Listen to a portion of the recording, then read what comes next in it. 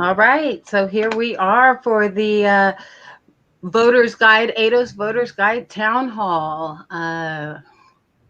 Anybody check YouTube? Are we live there? Looks like we may be. Yep, looks like it. Okay.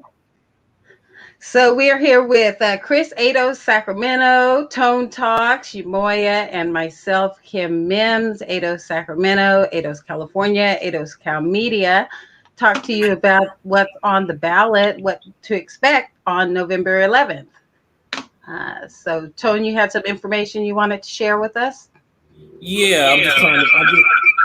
I think I'm echoing. I'm just trying to tweet out that this show is going on. Thank you so much for people tuning in. I don't want to let's let people fall in and find out about the show. There's no point in them having to rewind. I know that we only got a couple people so far. I don't think there's a super rush. Yeah, no big rush to get started. Just right now. Let me tweet this real quick, and then I'll start. Unless you guys just want to talk. Well, it'll take me 1 second to tweet this. No problem. I got one thing to open up with, just real quick, if you guys can hear me. But one, just want to welcome everybody to the. This is the first time we're doing this, man. This is the first time that we've put together a voter guide for each of the 2020 ballot propositions statewide here in California. This is a joint effort with the California ADOS family, of course, the good brother Tone Talks, as well as a part of that family. We got a bunch of different chapters and a bunch of different folks here in the state who contributed to the voter guide. Today, we are going to go through each one of the different ballot propositions that are on your statewide ballot. So not so much the stuff that's on your local city ballot, even though we may touch on some of that. But most of today is going to be about what's on the statewide ballot here in California. We'll talk about the format for today. We'll talk about how we got to the different recommendations that we have. So what was our process? We'll talk about also we'll talk a little bit about what each ballot has in terms of impact for the ADOS community here in California. So what each ballot measure, what impact each one will have on the ADOS community here in California. We'll also talk about some important election information. We'll also get your questions, comments, thoughts, and feedback, of course. I think we had a call-in line set up. I'm not sure, Umoya or Kim, help me out on that. I'm not sure if that is set up, but either way, you can definitely give your comments in the chat and on YouTube, and we will be highlighting your comments, and also we will be answering your comments and answering your questions. And again, we're just getting started here. And then also can't forget, definitely can't forget, we have the good brother Tone Talks here on to give us to put this year's ballot propositions in the context of ADOS, in the context of the wealth position of ADOS, and where we are as a community, as a collective. It's always important to frame the discussion. So that is a big reason why we have the good brother Tone Talks here today. Also, if you have information about specific ballot measures that you want to either highlight or touch on here, whether that's local or statewide, please feel free to make that known. I see some folks are already doing that. LA County, yes, on Measure J, it looks like. I know we've got some folks in San Diego talking about Measure B. Here in Sacramento, we've got Measures A, B, and C. So definitely want to make this as interactive and as conversational as possible. I'm going to shut up now, just in terms of a brief intro, and let my brother Tone Talks take it away. So, man, let me say this. I want to say thank you to all the ADOS that are going to join in just to spend a hour or so of their time this Sunday, whatever time you guys have set for this, to speak about this. But before we get into propositions, I would be remiss not to give you your roses as ADOS California, what you guys accomplished by pushing my show, Yvette's show, ADOS message to the national level through California passing what really is the first reparations bill in American history. Represents the efforts and the work of generations of Black folks that have just gone in the shadows and needs to be brought to the foreground. It is our position still as ADOS that the federal government is the only purse string that has the wealth to give us reparations, but these kind of commissions allow us to set pressure, and also this also may be among the first recognitions of. Hold on one second.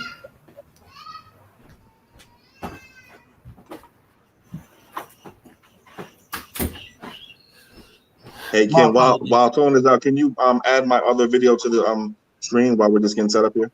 My apologies. Maybe among the first recognitions of reparations in American, American history. Our ancestors did not have the luxury to not do this without being lynched or chased or threatened in all kind of ways. We, in many ways, can do that, and it is our obligation to do that. I know that you guys played an instrumental role individually and also collectively there in California in pushing this bill and making sure that Assemblywoman Weber recognized ADOS. I saw many of you in the actual room as the virtual signing happened. As you saw with Maureen Simmons, this bill actually is the direct result and work of ADOS. While we didn't draft the language, and of course, up to even, the up to the weeks before the bill, you had Chris calling and trying to get the language on how we can make sure that, because at first it was just specifically African Americans and special consideration, but at the end of the day, Assemblywoman Weber intends this just to be for ADOS people, American descendants of slavery, and the important part will be to be on the commission. But I wanted to both give you your roses and then also, or give you your congratulations, but also to tell you guys that our mission still is to force the federal government to recognize reparations. My position personally, I don't say this is all of ADOS, I respect everybody's right to have their opinion, is that HR 40, as it stands, is not a reparations bill. It would require it to acknowledge ADOS people for it to be a reparations bill, and it doesn't do that right now.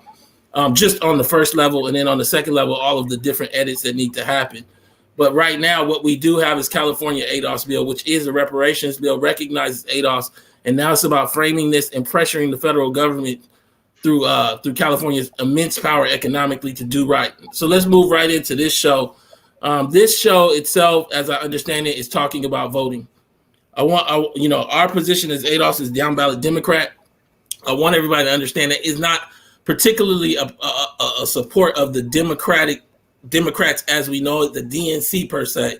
It is a recognition of what the wealth data means. On the most basic level, so many people on the internet have no idea what they're talking about wealth.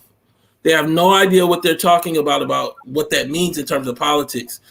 In a simple way, Black America across this country doesn't have enough wealth to live day to day.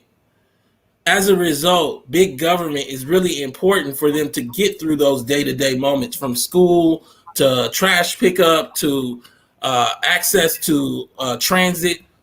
So when we say down ballot Democrat, it's not to say that we expect on every proposition for you not to vote third party or not to vote whatever you would like. But it's to say that the guidepost is really the big government of the Democrats throughout, particularly the South. And you even see that part of the reason we were able to get this reparations bill done here in California, because this is a blue state. Whether you like the Democrats or not on different policies, that's up to you. I have my own issues, as you've seen in videos, but our platform is built for a simplicity stake on down ballot, large government. Democrats tend to be large government. That's your guidepost, but read each proposition. But moving into how you can read each proposition is just as important. I just put out a tweet of a website called ballotready.org. Ballotready.org. On that website, and if we can pull it up, Chris, it'll help somewhat. What you can do is put your address in there. As I understand it, they're not asking for your name and things like that. It's just your address for location's sake. And what it'll do is that will then allow for you to get specific information on propositions and ballot measures local to you before you get to the ballot box. So often part of the reason that we vote the way we do is that it is a confusing process and we don't know our propositions before we go in. Chris, are you still there? Hello? Okay.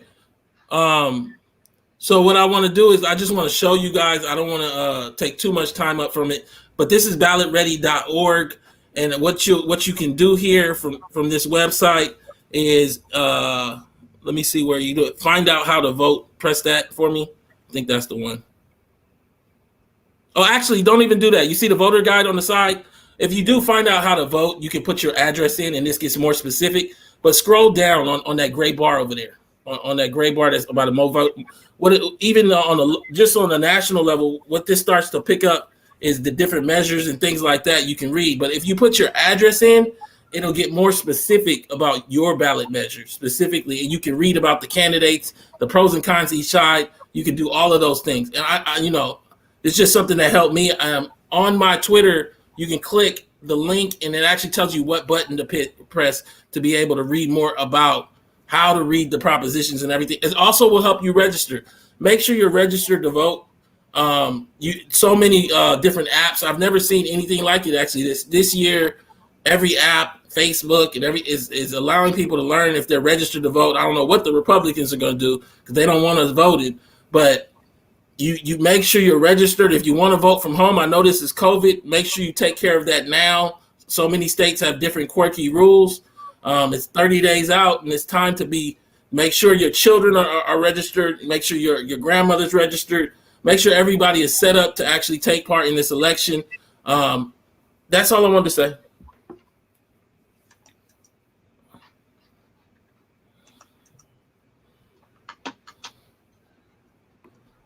Thank you for that, Tom. Appreciate that. That is ballotready.org. Ballotready.org.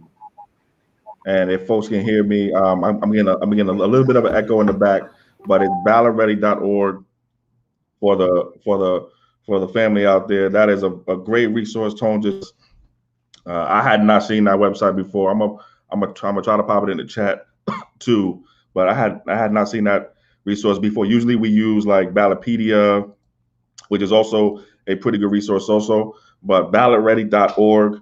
I think there's an app too. It looks like there's an app as well. So definitely check out ballotready.org.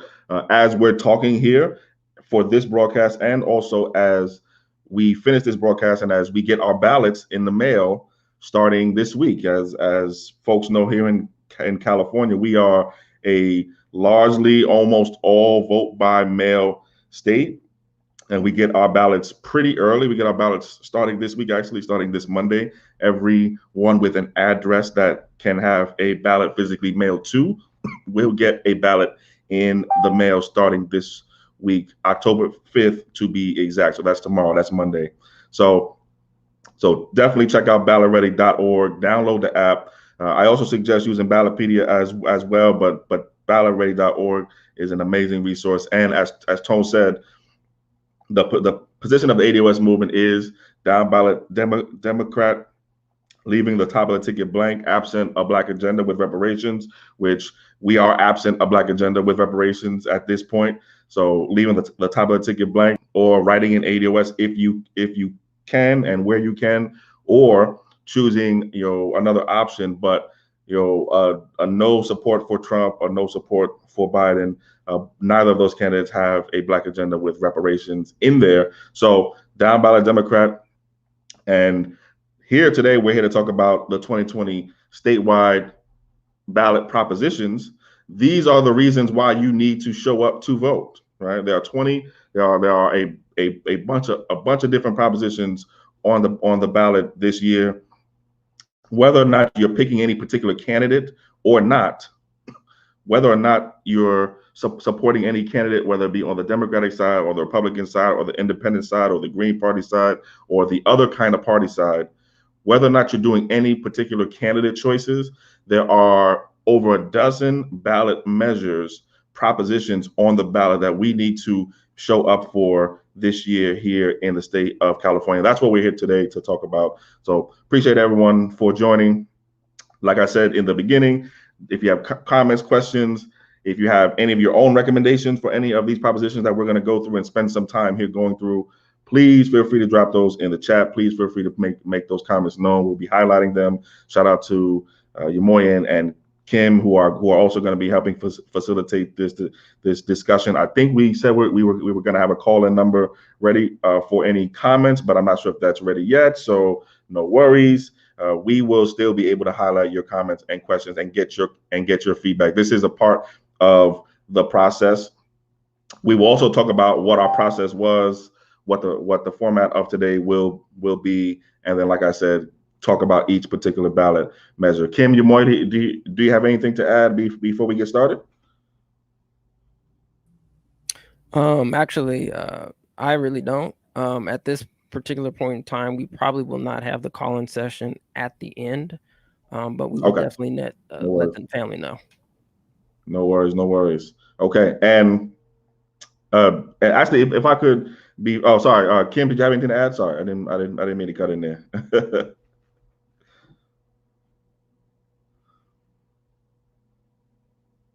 Nope, can't hear you, Kim. Yeah, Kim, you might need to unmute your mic.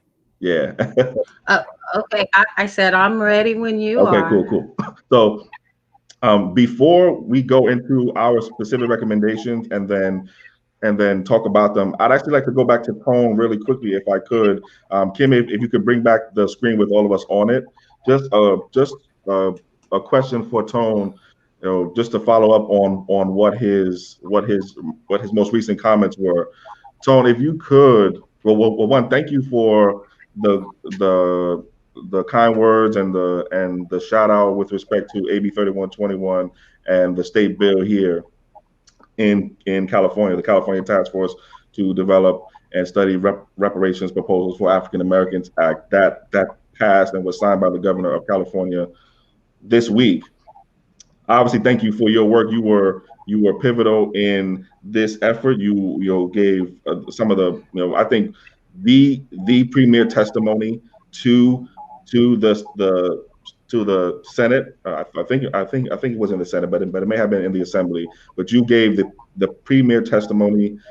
You were helpful as you were very, very helpful in making sure that we had the right kind of guidance and the right kind of advocacy going into our conversations and calls and meetings with all the legislators. This was a process that, as you know, in your conversation with Maureen Simmons, spanned over a year. This really started way back in 2019. As we pivot, so one, thank you for that work. As we pivot to this conversation around voter propositions voting here in 2020 statewide, can you just as briefly as you can, as succinctly as you can, talk about and put the state of Black America's wealth in context for us, so that we are going into these discussions about what kind of decisions we need to make in terms of propositions with the right kind of data and the right kind of background, specifically as it relates to Black America's wealth, ADOS wealth right now? Well, I mean, we've done enough shows where the people that are watching this understand that Black America largely doesn't have any wealth. The small amount of wealth that we do have is held in the hands of Black boomers, and that isn't all of them, but the amount that we do have is in their pension, in their homes. The race, regardless of whether you're an older Black or a middle-aged Black or a child, largely has no liquid wealth, or should say a young adult, has no liquid wealth. And liquid wealth is basically, that's how you actually pay for your family. So we have no assets and no liquid wealth outside of some pension and some homes that are held by boomers that largely probably will even be used for their own medical issues as they age up and live longer probably than any generation prior. So what'll be left behind is we won't have much left at all. What I say in context of the propositions is you have to vote according to that and not some wild idea of who you will be in the future. So often we have ideas of grandeur, Black conservatism. What are you conserving? You have no wealth. You need propositions that reflect the reality of yourself and your community around you, you know. And I think sometimes that's kind of hard for us to digest, even if you are able to get 50,000 or 75,000 by some grand luck as a Black person.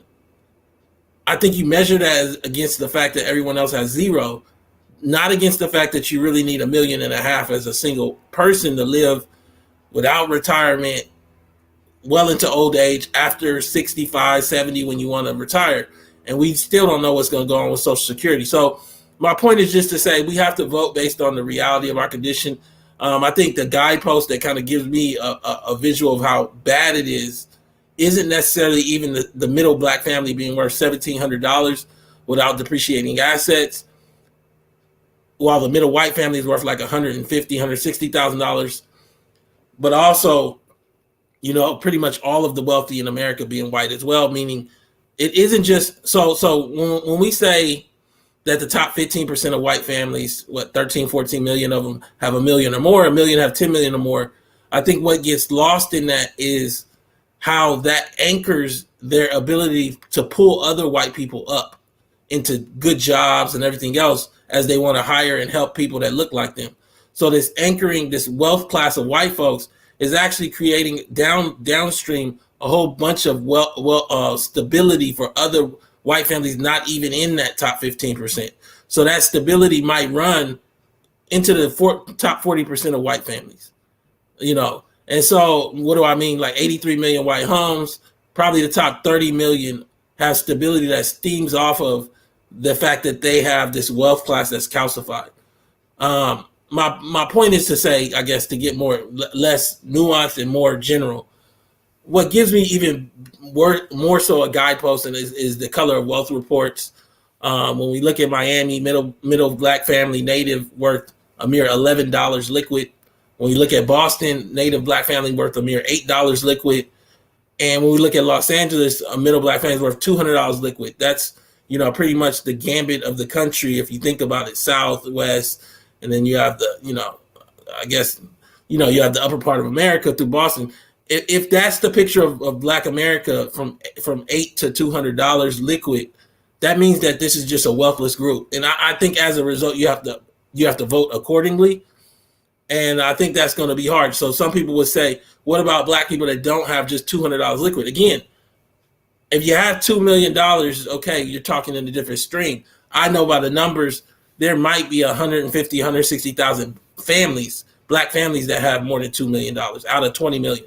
So I know that by number. So the idea that they need to count in terms of my assessment, it doesn't even matter. What I'm dealing more so with is the fact that you have half the race worth negative $200 billion combined, and that most of these cities, Black families are largely wealthless, living check to check. And I guess I would just say that you have to read propositions in that context and in that reality. And the reality of schools going virtual and you not having a computer and your school not offering a computer. And the reality of schools go virtual and you don't have internet. And then there might be a proposition on the ballot to make internet free in your area or low cost. I just think that we got to start getting honest about that. Another area I think that is very interesting, and people need to go back and watch some of Yvette Carnell's great shows on this topic. Immigration is a really interesting area for Black folks, particularly on the West Coast here in California, that we tend to just shuck around. We talk about it in private, but we don't really vote according to our interest in that area. I think you should go back and watch Yvette shows, read your propositions, and ask yourself, not on a spiritual or altruistic level, on a kind of personal interest level, does this proposition help me or hurt me? And that might not be a Democratic proposition in our favor. That might be what we're talking about, where on this proposition, we're not going to necessarily go Democratic down ballot, but I want to go a different direction. But you have to read these propositions and actually pull them out and make that assessment. I think that right now we're suffering from the consequence of 40 years of Black America deciding to abdicate responsibility to be political. And so, like, you have a whole set, you have you got to understand that if somebody is like 70 now, roughly, I think they were like, young in the civil rights movement.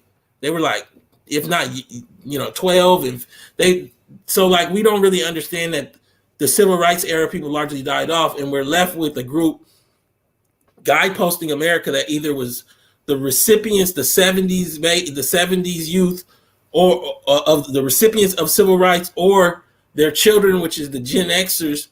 That was the hip hop era. And that's our guidepost in our leadership right now. And it just hasn't been good enough. I know you asked me a very succinct question about wealth. I would just say, we got to be cognizant. And I think even, let me say one last thing. Okay, I give you the data about $200 liquid. I give you the data about Boston and $8. None of that matters more than just knowing your own financial situation and being honest about it. Being honest about whether you've had wealth in your account and whether you need the next stimulus check. And being honest about what that means, like in terms of what you need to get through this year. And it doesn't mean that a proposition that you pass today will help you. I think and also make sure that you're looking at some of the shows that we've done. There's a proposition on the ballot about Uber here in California that, on one hand, if you have been watching, say, a Boyce Watkins and that whole this is a business thing, you could believe that actually is a good proposition. In my view, and I'm not speaking for all ADOS when I say that it's an awful proposition. I believe all that Uber is a way to liquidate your car. But you should watch those shows that we've talked about. Go Google Tone Talks at Uber or Yvette Carnell at Uber, and you can get some information. Many of these ballot propositions, you can actually probably, when they have words in them, you can Google my name or Yvette's name and the word, and it might come up with a video that we've done in the last 3 or 4 years on that topic, because it gets confusing. I mean, I've watched the commercials on the Uber proposition, and they really make it seem like it's some kind of flexibility, like it isn't what it is, which is essentially a gutting of 100 years of labor laws. And that's just, my personal view on it. So honesty, awareness, being clear on the wealth, that's the importance. Thank you for that, brother. That's exactly what I was hoping you would say. One,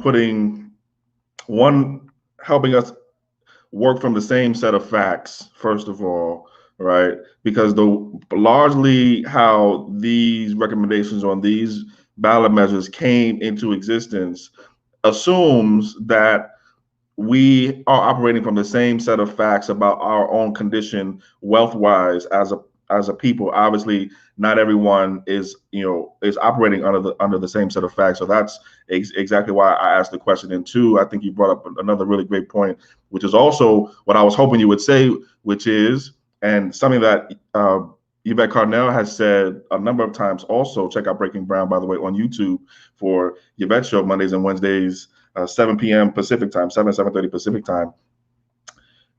That we have to advocate from where we are, right? We have to advocate from where we are, not from where we want to be or where we think we will be in 20, 30 years. But good advocacy advocates from where you are and can take you where you want to go, not advocating from where you think you will be in the future. Obviously that doesn't make sense from the advocacy perspective, but no one who's where you want to be is advocating for you in the way that you would be advocating for them. So the people who are where you want to be are advocating for themselves where they are, right? They're not advocating as if they were wealthless, as if they were suffering from a crude generational disadvantage. So advocating from where we are is another very, very important point. As these recommendations have come together, part of where they come from is from where we are and not from where we want to be. So you mentioned Prop 22. We actually have a no recommendation on Prop 22, largely for the same reasons that you mentioned. So we're definitely thinking along the same lines there. So thank you, Tone. I really, really appreciate it. That's exactly what we were hoping you would help us understand here. And again, framing this discussion before we jump right in. Also, just want to talk to the audience really, really, really quickly before we get into the actual recommendations about what our process was. So the process matters just as much as the outcome, right? the ADOS political project is largely political education, right? That's what I've taken from the project and from the movement for the several years that I've been involved and been following your work, Tone, and Yvette's work. Political education, right? And so it's demonstrating how do you even come to a decision on what your recommendation should be. Obviously, there's a lot of research and learning that you have to do, but in terms of our process, the first thing that we did was, one, we had to find out what propositions were on the ballot, and then as a group, ADOS California, which is comprised of some 6 or 7 different chapters now spread across the state, probably 7 or 8 now actually. We looked at each proposition. We organized around each proposition. We solicited feedback from each one of our ADOS California family. We spent a large amount of time soliciting feedback, opening up for comments and questions on each particular proposition. Then we put together a set of draft recommendations. We released those draft recommendations for feedback, comments, questions to the ADOS California family. Then we put it out to the public after that. So to our larger ADOS community here in California, not just the organizers and the activists, but the actual ADOS community.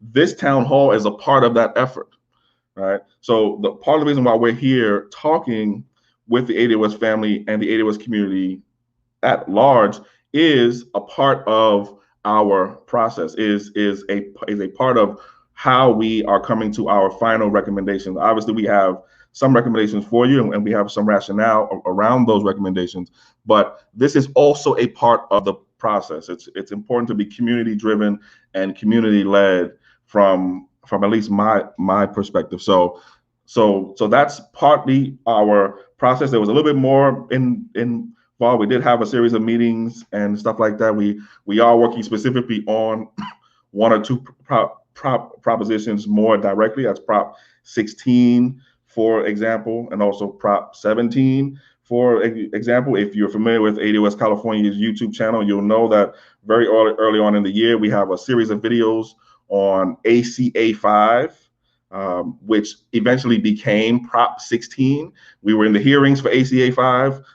We were in some battles outside of the hearings for ACA 5, some verbal battles, with some of the opposition out there.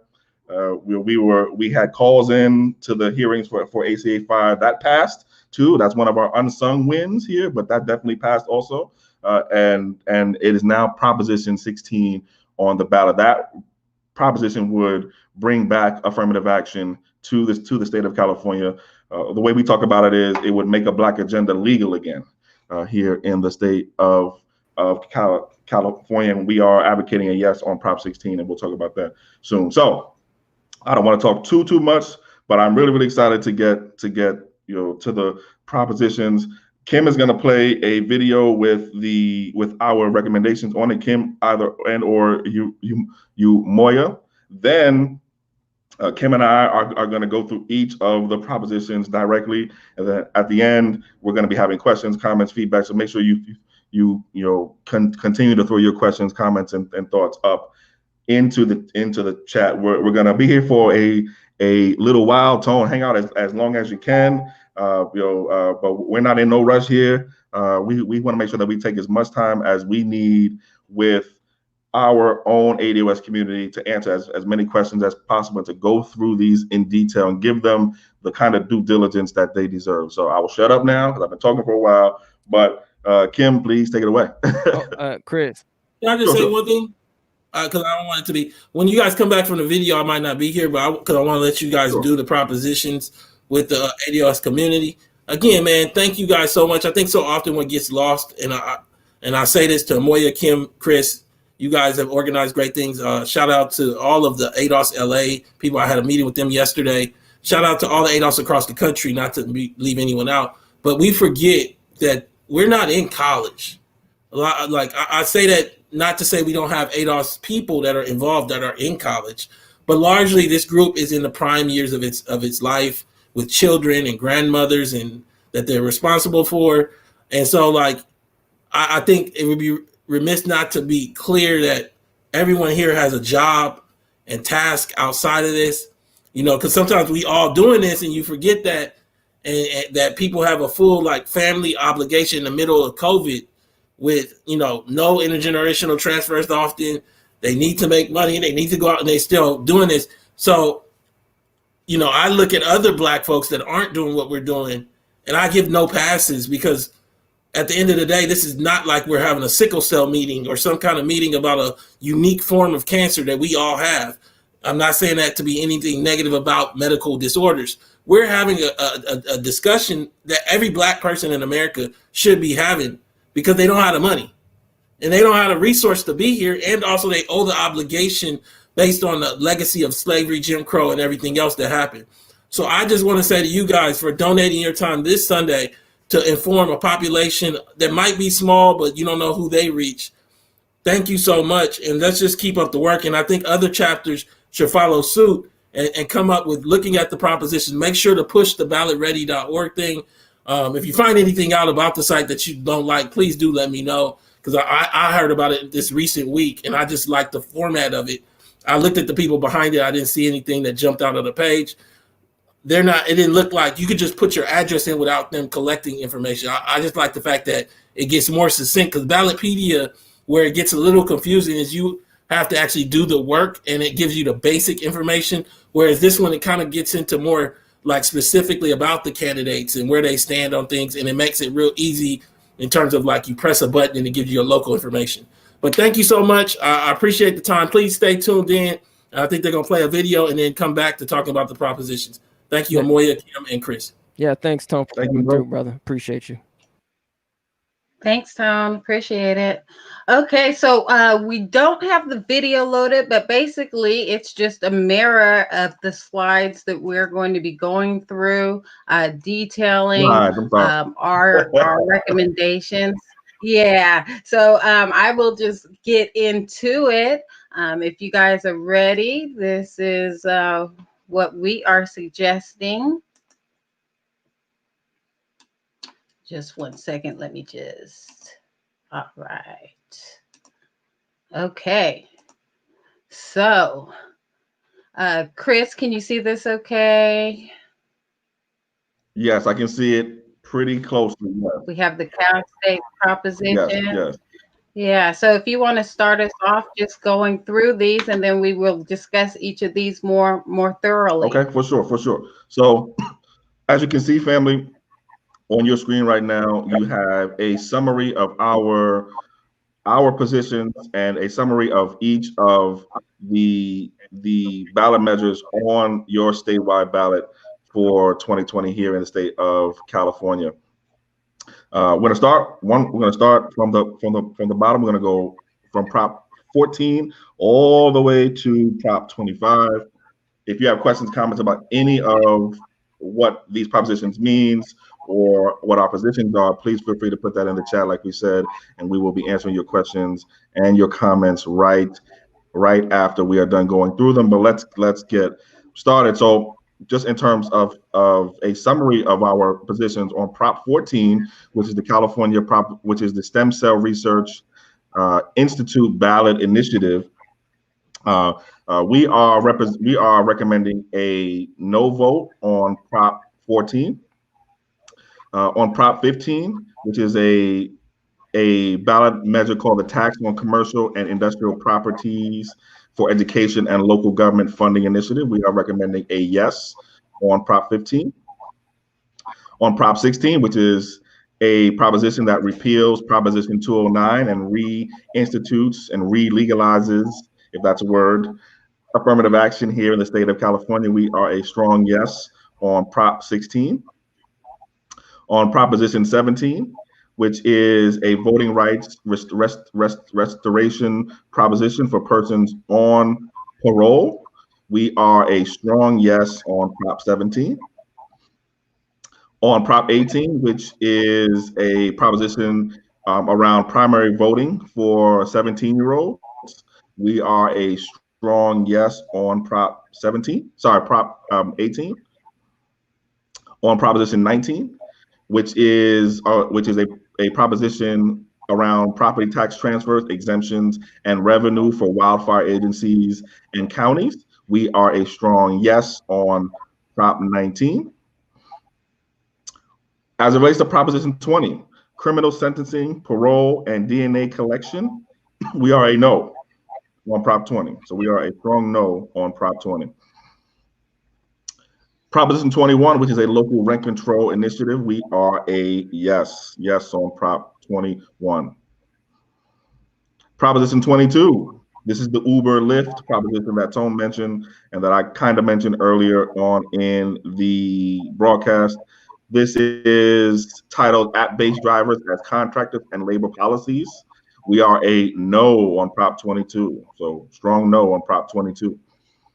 As it relates to Prop 23, which is the California proposition circling around dialysis clinic requirements, we are a yes on Prop 23. Prop 24, Consumer Personal Information Law and Agency Initiative, we are a yes on Prop 24. And Prop 25, Replace Cash Bail with Risk Assessments Referendum. Right now, we are a yes on Prop 25.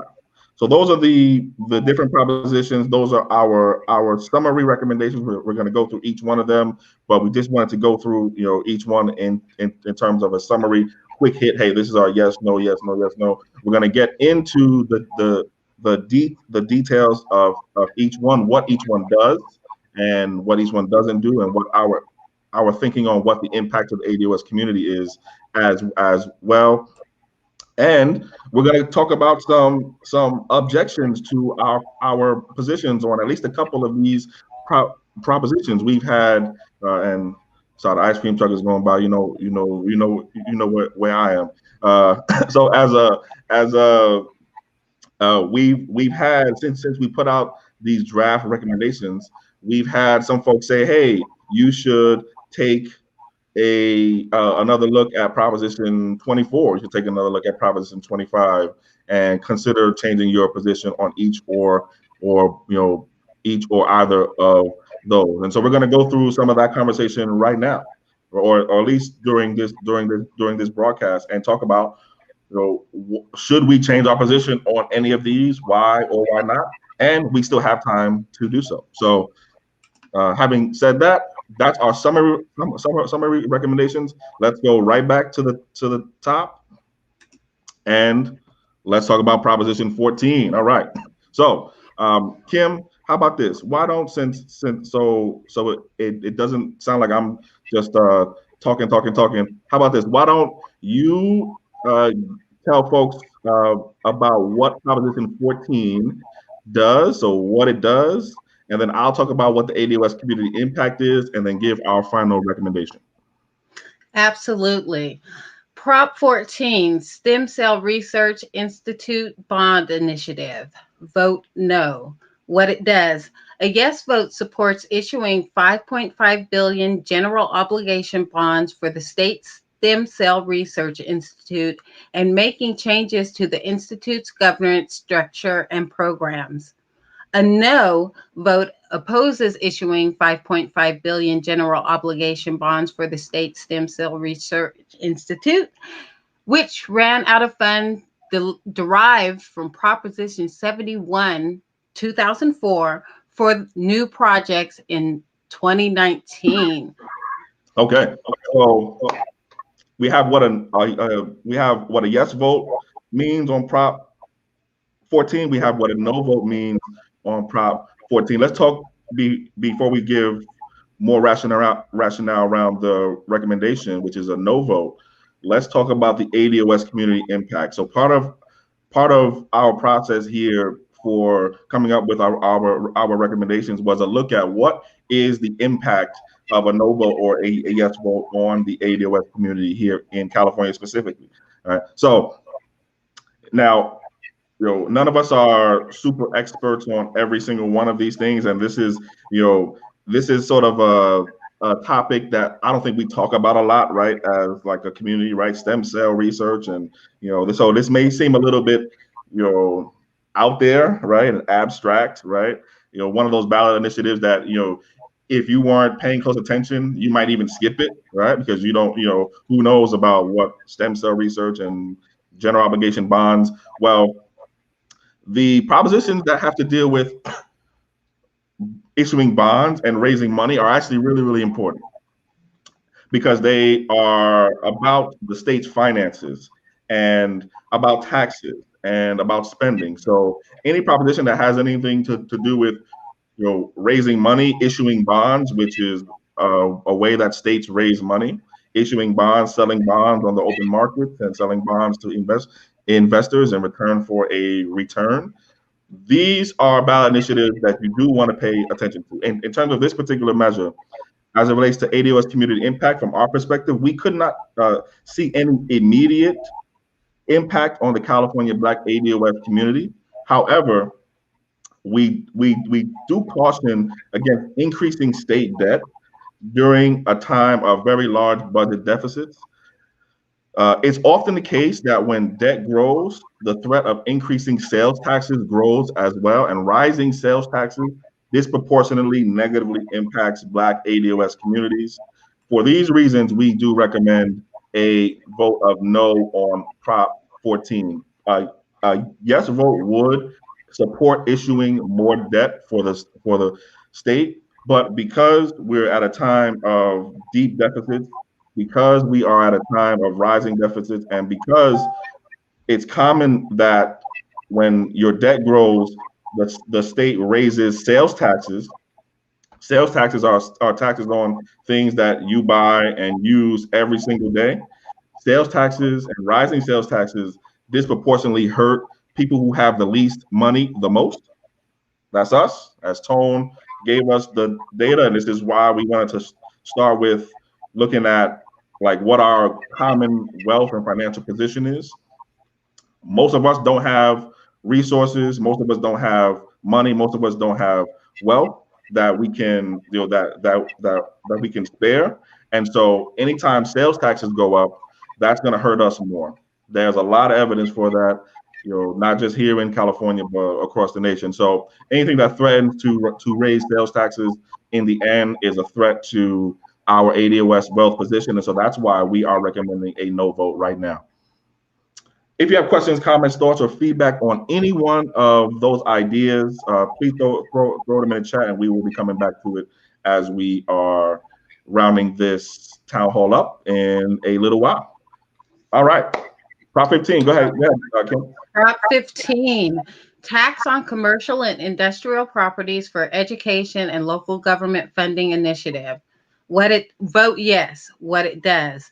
A yes vote supports this constitutional amendment to require commercial and industrial properties, except those zoned as commercial agriculture, to be taxed based on their market value rather than their purchase price.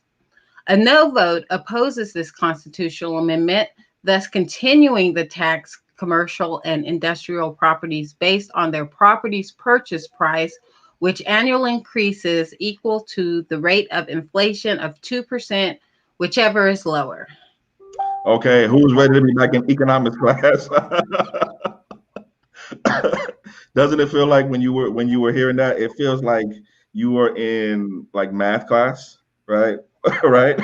How do you even know where to begin with something like that, right? How, and it's, well, one, I want to give a shout out to the ADOS family here in California. Part of our job is to help make sense of this for you. Okay, so, but how do you even know?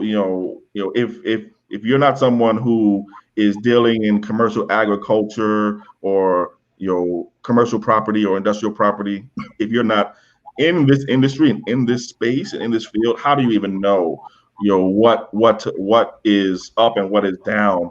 Well, in terms of ADOS community impact, here's where we stand.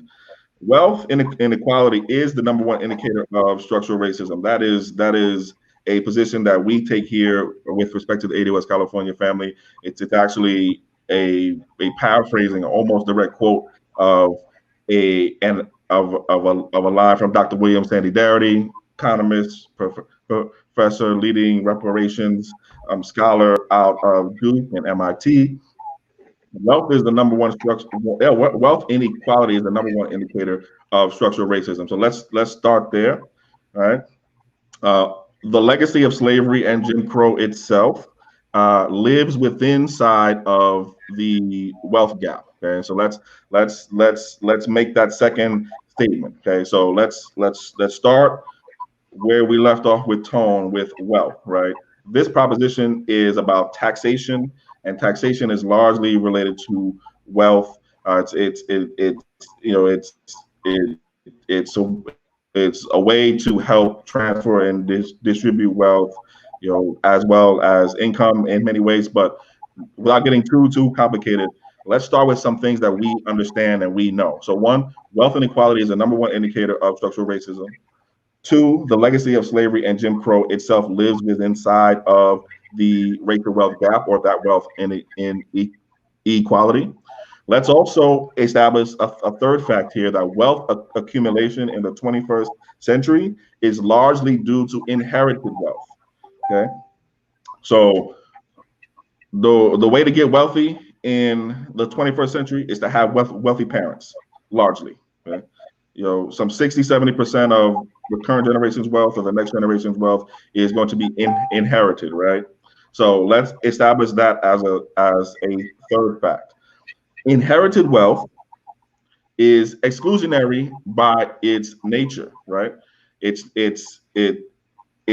I'm passing on wealth both either at the time of my death or during my life to my children, my grandchildren, I'm excluding everybody else who's not in my family.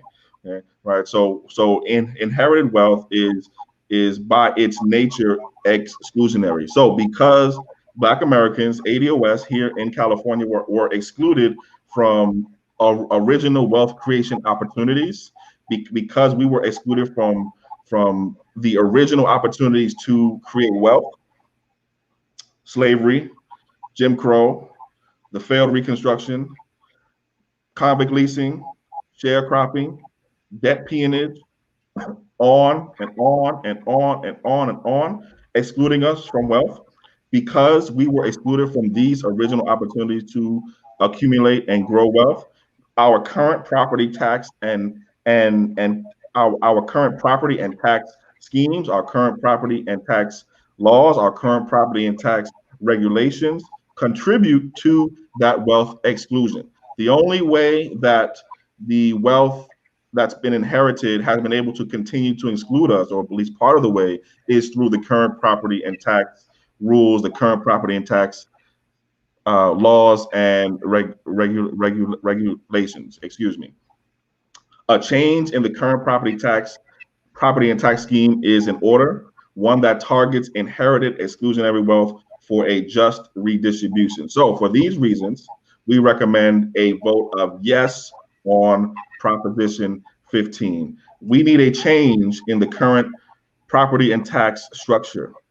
And so a yes vote will make these kinds of changes, or at least start us along that process. A no vote will leave the current scheme in its place. So we're recommending a vote of yes on Proposition 15. All right, Kim, take it away. All right, Proposition 16. California Proposition 16 repealed Proposition 209 Affirmative Action Amendment. Vote yes. What it does, a yes vote supports this constitutional amendment to repeal Proposition 209, 1996, which stated that the government and public institutions cannot discriminate against or grant preferential treatment to persons on the basis of race, sex, color, ethnicity, or national origin in public employment, public education, and public contracting. A no vote opposes this constitutional amendment, thereby keeping Proposition 209, 1996, which stated that the government and public institutions cannot discriminate against the against or grant preferential treatment to persons on the basis of race, sex, color, ethnicity, or national origin in public employment, public education, and public contracting. Okay. We are a strong yes on Prop 16 as it stands right now. You've probably seen some advertising or some marketing on at least some of our social media around Prop 16. Prop 16 in our language and the way we talk about it makes a Black agenda legal again. Okay. Right now, it is technically illegal in the state of California to specifically do something for Black folks in public employment, public education, or public contracting. Right now, it's technically illegal. Okay. So if I were to go to our city council or our county commissioner or our state assembly rep or our state senator or our governor and say, hey, here's a good plan, a good idea that we need to do, but it is going to be specifically targeted to Black folks, specifically targeted to ADOS folks here in the state of California, that's technically illegal right now because of what California did back in 1995, 1996 called Proposition 209. Okay? Proposition 209 back in the mid 90s outlawed any specific preferential, deferential treatment with respect to public employment, public education, and public contracting as it relates to race, sex, or race and race, sex, color, ethnicity, or national origin. So, in our perspective and in our view, a yes on Prop 16 makes a Black agenda legal again. Is it specifically exclusively for Black folks? No. So let's be honest. This proposition doesn't say we're going to bring affirmative action back specifically only for Black folks in California. What it does say is a Black agenda is legal in California if you pass this proposition. So right now, you can't do anything specifically, exclusively, overtly for any specific group in California, at least on the surface. Right now, as I said before, a Black agenda is technically illegal. So what this does is it reverses what Prop 209 did. It makes affirmative action legal. It makes a Black agenda legal again. This is only one part of the fight, though. If this passed, we would still have to go fight like hell, to be honest with you, to make sure that Black Americans, ADOS in California, get big, measurable benefits fast and first. It is absolutely the case that we are going to have, if this passes, another fight on our hands to make sure that we eat first, so that what happened to the original affirmative action doesn't happen. Okay? But you don't even get to that fight if you don't pass Prop 16. If you don't pass Prop 16, you just leave the status quo, and you have technically it will be illegal to even try to do something specifically for Black people, which is the case right now. Again, if and when you go to your city council, your county commissioner, your state rep, and say, hey, here's, I don't see no Black contractors, I don't see no Black construction workers out there, doing those city building jobs. I don't see no Black owned businesses getting the contracts to do the construction. I don't see Black businesses getting the contracts to do all the catering for all the city events and do it, right. So here's what I want. I want you to do, something specifically that will increase the number of Black contractors specifically. Technically illegal. Okay. So what Prop 16 will do will make that kind of advocacy legal. It will put tools in our hands as advocates to be able to make those kinds of things happen. But if we don't have a Prop 16 passed, we don't have that chance, and we have to we have to come up with other ways which are less precise, less effective. We have to talk about minorities. We have to talk in terms of disadvantaged communities. We have to talk in terms of underserved communities, all those code words that are easily hijacked, right? Just keep it real. Those code words are just as easily hijacked as anything else. But that's not to say that if and when Prop 16 passes, we won't have another fight on our hands, because we absolutely will, and we absolutely do. So we are recommending a yes on Prop 16, and I will let you, Kim, take it away. Talk about Prop 17. Okay. Prop, actually, we moved on to Prop 18 in our slides here. I'm not sure which one Prop 17 is, but it didn't make it into the slide deck. Did you want to mention it at all, or we'll just move Yeah, on? let me go into Prop 17.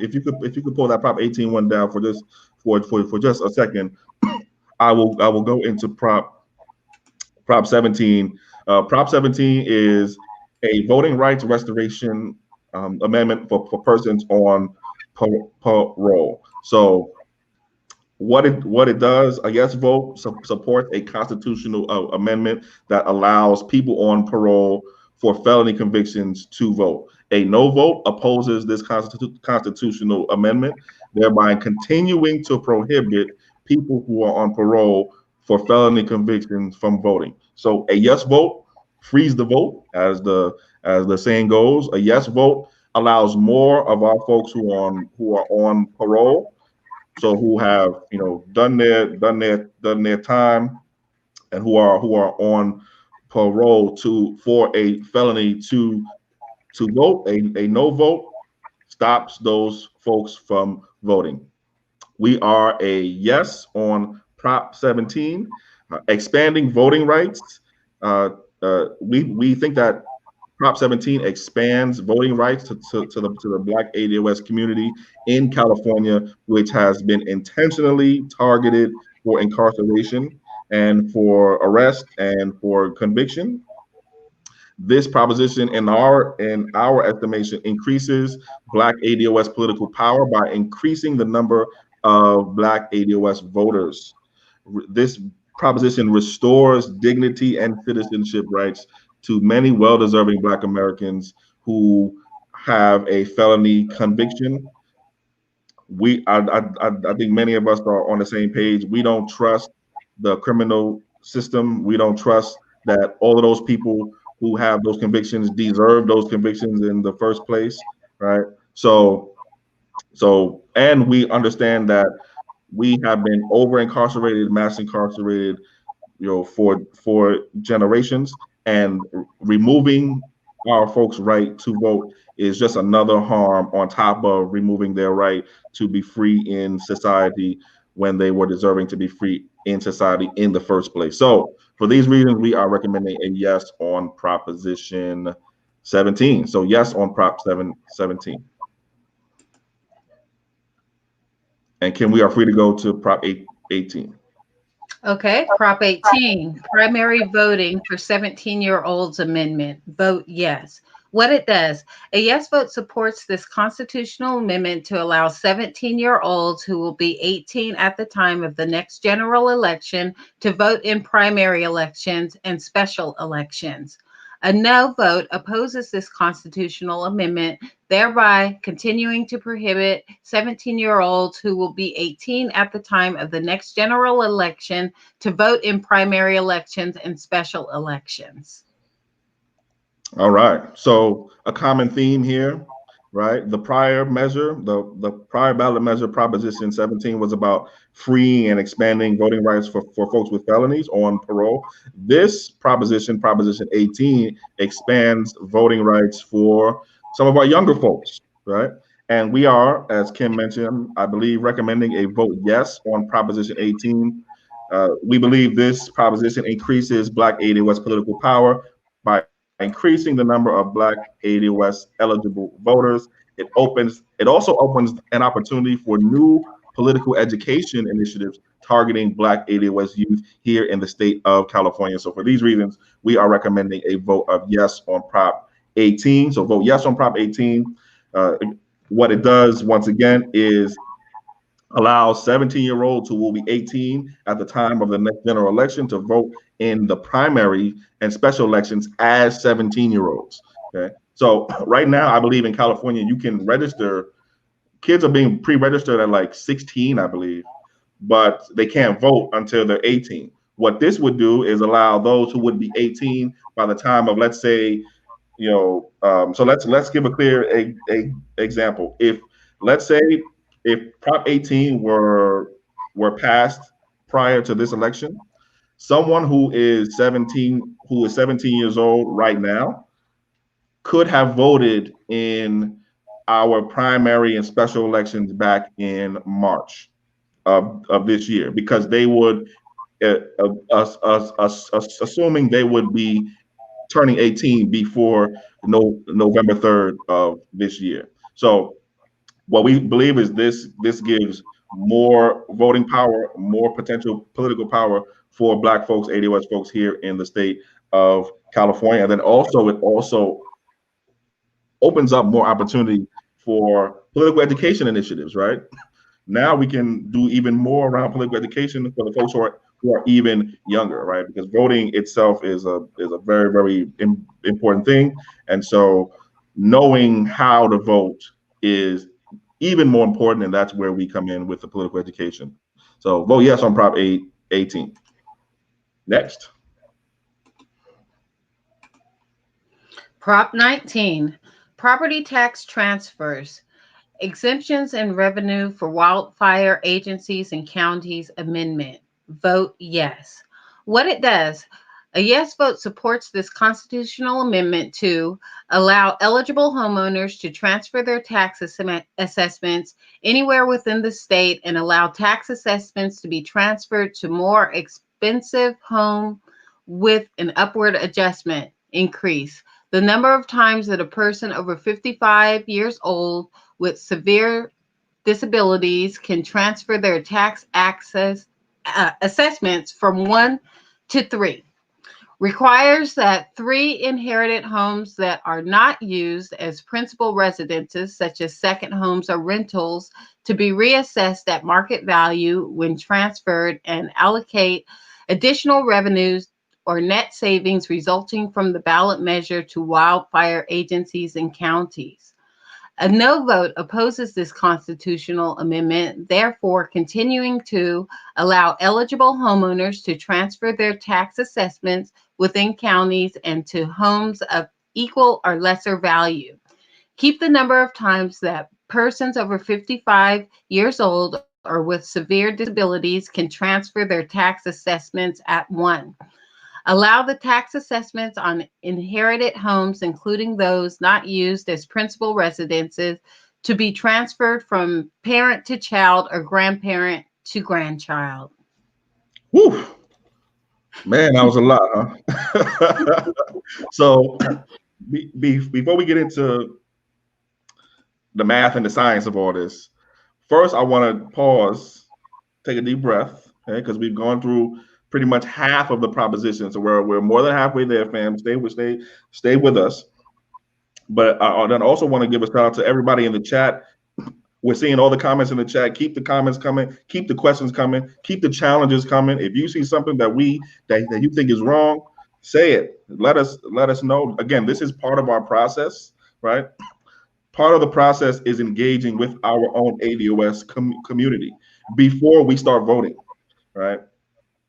That is absolutely a part of the process, and the process matters just as much as the outcome here as we talked about when Tone was on earlier. So if you see something that you think is wrong or that you don't understand, that you want clarification on, put it in the chat, put it in the comment. Please feel free to reach out. Also, directly after we're done with this broadcast, in the comment section on YouTube, if we post this to Facebook and Twitter and Instagram, which we most likely will, use those comment sections also. Also, you can email us at adoscamediagroup@gmail.com. ADOSCA Media Group at gmail.com with any questions, comments, follow-up, feedback that you have. You are as important to this process as anything and anyone else that's been a part of this process so far. So your comments, your questions, your feedback, your thoughts are totally welcome, especially if there are things that you don't understand that you want clarification on, especially as it relates to propositions like this, right? Because that was a lot. Kim, thank you for reading through that very smoothly. But even as smooth as you were and as smooth as your voice is, if you don't have like if you don't have like a degree in property taxes, or even, I'm not even sure there is a degree for that. If you don't have this isn't your business. If you don't own a home, right? How would you know what to even do with this? This, we talked a little bit about this when we talked about Proposition 14 to start. Some of these ballot measures are written in a way that, one, they can be confusing, but two, they encourage you to like almost skip them because you don't want to make the wrong choice. You want to make the right choice. So sometimes they're worded in a way where even though they think it might be understandable for someone who has no experience, it's not understandable at all. So thank you again, Kim. Let's break this down in terms of ADOS community impact, right? Because that's the lens in which we are working through, right? So generally, and we talked about this briefly with the proposition, I believe it was 15 or Proposition 15. Generally, the ability to transfer property tax values and assessments potentially contributes to the transfer of exclusionary generational wealth. Okay, so let me pause for a second. We started with some basic facts. One, that wealth inequality is the #1 indicator of structural racism. That for ADOS folks, the legacy of slavery and Jim Crow lives inside of the racial wealth gap. Okay. Slavery and Jim Crow's legacy lives inside of the racial wealth gap. It's the reason why when Tone was here, and this is why we had Tone on earlier to give context to this, it's the reason why the bottom half of Black America is worth negative some $200 billion if you add it up all together. It's the reason why the middle Black family is worth as at most $1,700 right now, right? So that's the that's where we are, but that is a direct result of slavery and Jim Crow, right? And all the things that came with that. So we call that the legacy of slavery and Jim Crow. So we started with those basic facts. We also established the fact that transferring wealth and inheriting wealth is the primary way in which people become wealthy today. The #1 way to become wealthy today, at least for most of us, is to have wealthy parents, okay, right? Because those parents and those grandparents are transferring wealth both when they die and throughout your entire life. So our current property and tax scheme contributes and supports the kind of exclusionary wealth transfers that we've seen going on over generation and generation. So generally, the ability to transfer property tax values, which is largely what this ballot measure is about, the ability to transfer those tax values and those assessments from person to person or from generation to generation potentially does contribute to the transfer of exclusionary generational wealth, right? The provision within this measure that requires secondary homes to be assessed at the market value upon transfer is, however, a good and desirable provision, particularly because this provision could help transfer or redistribute some of that exclusionary wealth to Black ADOS communities in need. So for those reasons, we are recommending a vote of yes on Proposition 19. We are recommending a vote of yes on Proposition 19, largely because there are protections and there is a particular provision within Proposition 19 that requires that secondary homes, so people with second homes, right? We have a problem as ADOS just getting one home, right? So folks with secondary homes, okay, there is a provision in Proposition 19 that makes it so that those homes have to be assessed at market value upon their transfer, as opposed to the value that it was when they bought it, right? So it captures more of that wealth. It allows for more taxation on folks with more wealth. That's the general way to say it. And so for that reason, we are recommending a vote of yes on Proposition 19. Like I said, if you have any questions about that, feel free to reach out. Feel free to drop your comments in the chat. If you're not clear about any of that, feel free to drop comments in the chat. We will help clarify. Next. Prop 20. Criminal Sentencing, Parole, and DNA Collection Initiative. Vote no. What it does, a yes vote supports this initiative and adds crime to the list of violent felonies for which early parole is restricted. Recategorize certain types of theft and fraud crimes as wobblers, chargeable as misdemeanors or felonies, and require DNA collection for certain misdemeanors. A no vote opposes this initiative and adds crimes to the list of violent felonies for which early parole is restricted.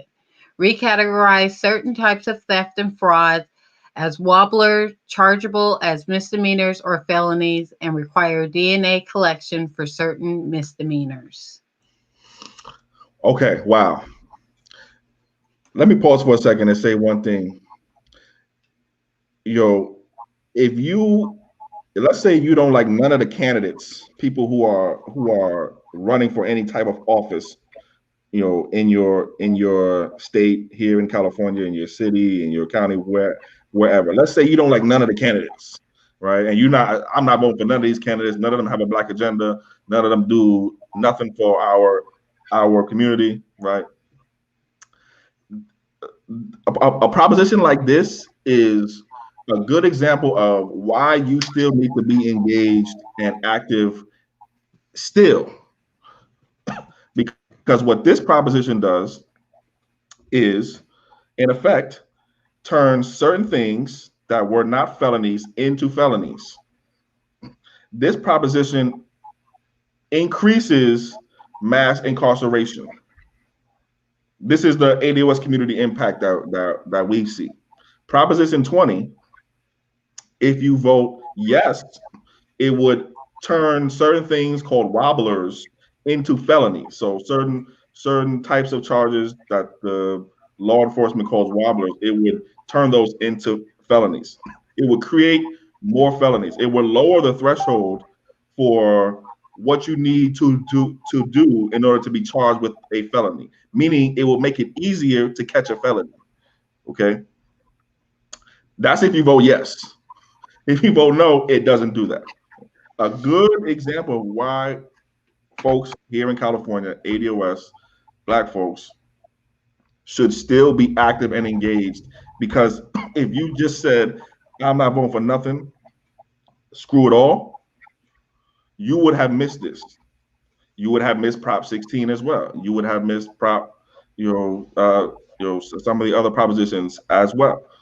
You would have missed a chance to stop mass incarceration. You would have missed a chance to stop somebody and some people who want to make it easier to catch a felony here in the state of California. So, I mean, I probably don't have to say much more, but in our opinion, from the ADOS community impact perspective, this proposition 20, if you were to vote yes, it would increase mass incarceration.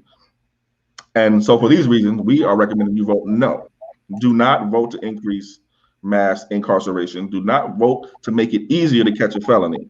Okay. So We are recommending a no vote on Proposition 20. Next up, Prop 21. Local Rent Control Initiative. Vote yes.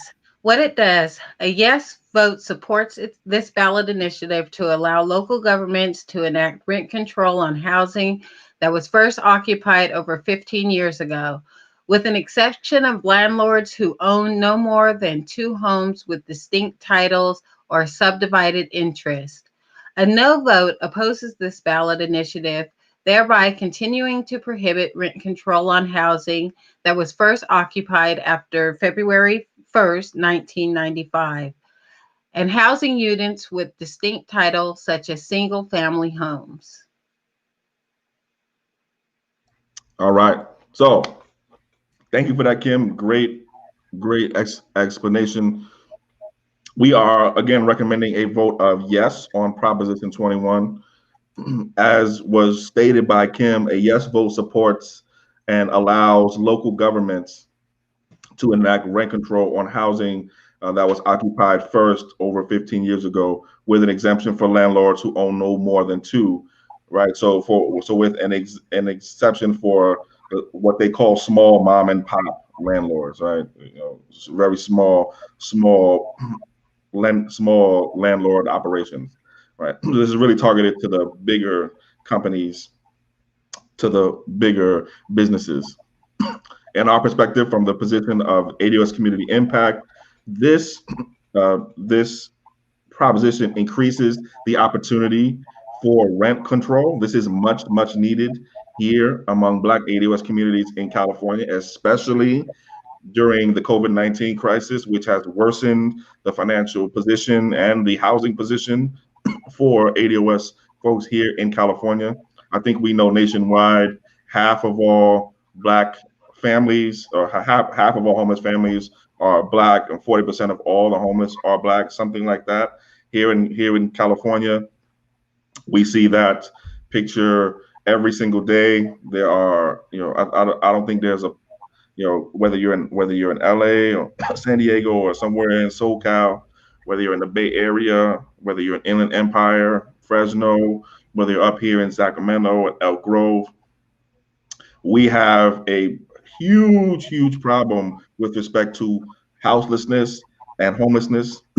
Rising rents and increasing rents are a large contributor to homelessness. Many of the folks we see on the streets and homeless actually work. They actually have jobs, but they just can't afford to live anywhere. Add to that COVID-19, which, although we've had some protections with respect to eviction moratorium statewide and federally, that's not going to cut it.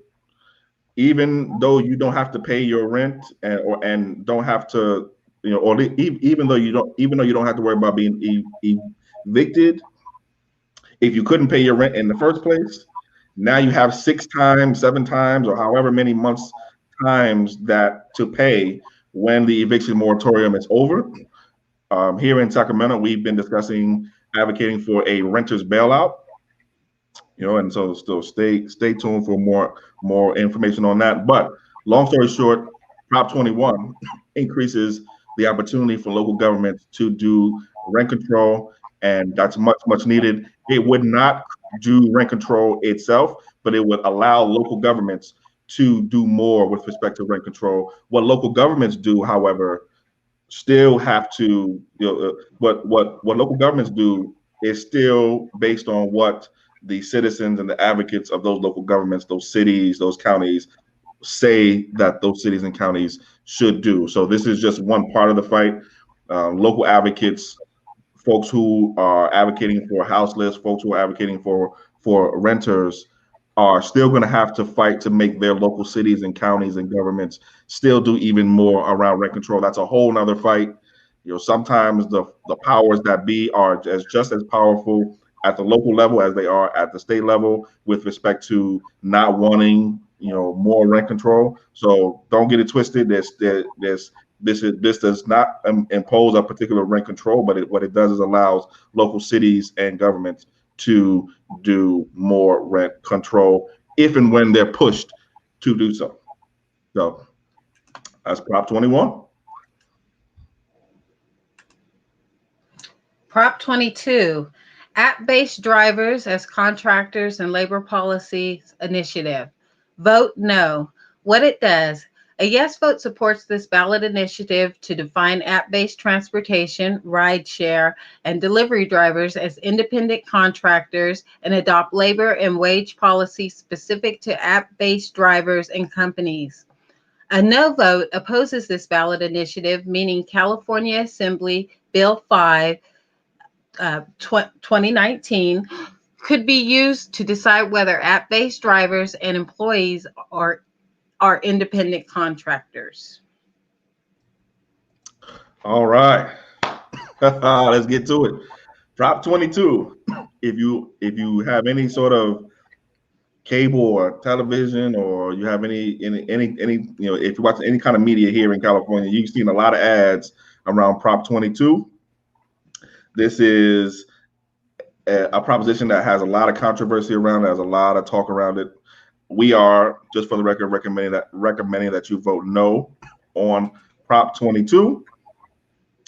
And there are particular reasons for that. I'm gonna go into it, but I just want to relay a quick story, very, very quickly. So I had a conversation recently with someone who was a Uber, Lyft driver, because people drive for both, right? And the young woman said to me, I think I'm going to vote yes on Prop 22 because I don't want to be, I don't want to be someone's, employee. I want to be an independent contractor, which is kind of how Uber and Lyft, and these are Uber and Lyft are the funders and the creators of Prop 22, by the way. Okay, so Uber and Lyft and their consultants are the creators and funders of Prop 22. They have gobs of money that they've been throwing at this. It takes a lot of money to put something on the ballot, by the way, family. And to get it passed. So the young woman says, I don't want to be an employee. I want to be an independent contractor, which is largely what this is about. And I said to her, you're already an employee of Uber and Lyft. You just don't have any of the benefits. You don't have any health care. You don't have any, protections.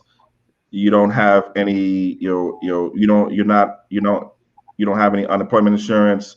You don't have any of the other protections that other kinds of employees have, right? So, Uber and Lyft want to keep their workers, let's call them workers right now, as independent contractors.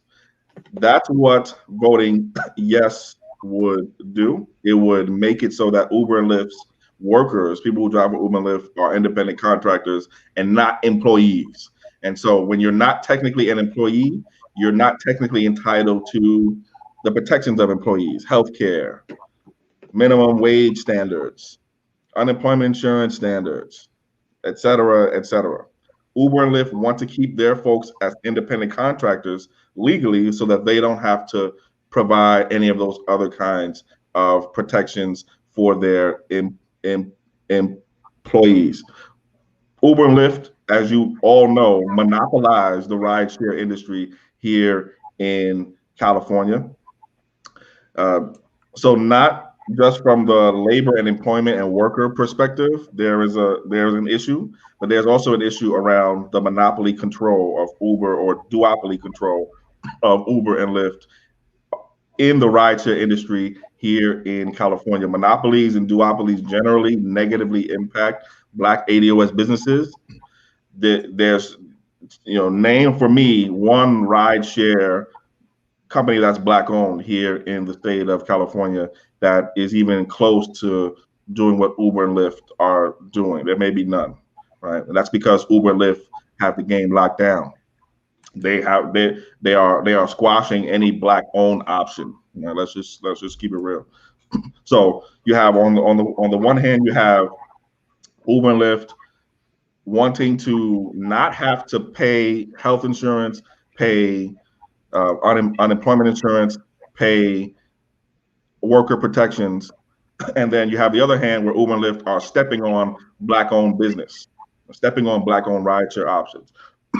I'm also, just for full disclosure, I am also a board member of Black Small Business Association of California. We, as a part of that group, we had a couple of conversations with Uber and Lyft representatives over the last 3 to 4 or 5 months. Uber and Lyft have offered to, if Proposition 22 passes, which is what they want, to increase healthcare options for their workers and to increase pay options for their workers. Specifically, Uber and Lyft offer to provide 50% healthcare coverage, so not 100%, 50% healthcare coverage to their drivers that drive more than, I believe it was 15 hours per week. So if you're an Uber and Lyft driver, if Prop 22 passes, Uber and Lyft is going to give you a benefit of half of your healthcare costs if you drive more than 15 hours per week. Not if you turn on your I'm available to drive button, but if you get more than 15 hours worth of like business and rides per week. Obviously, you have no control over that, right? The public decides how much you drive, right? Well, we asked Uber and Lyft, what percentage of your drivers drive more than 15 hours per week? They said 40%. So 60% of their drivers don't drive 15 hours or more per week, don't have 15 hours worth of work per week. We were not happy about that. Obviously, right? If you're going to give healthcare, we're going to give more healthcare, then it should be for the whole of your employees, right? Also, Uber and Lyft said they were going to increase the minimum wage for their drivers to something around $21.50 per hour, something like that. The living wage here in California is above $21.50 per hour. So we countered with, why not raise it to what the living wage is? Uber and Lyft pay their executives multiple millions of dollars per year. We were not convinced that they could not afford to pay their workers and their drivers at least a living wage when you have one CEO, if I remember correctly, from Uber, who took home $200 million in total compensation last year, okay? Or something to that effect. So, even though Uber and Lyft have offered increased options, we also counter with, well, if these are all things that you are going to do and these are good things, why aren't you doing them now anyway, right? If these are all the right things to do, why don't you just do them now, right?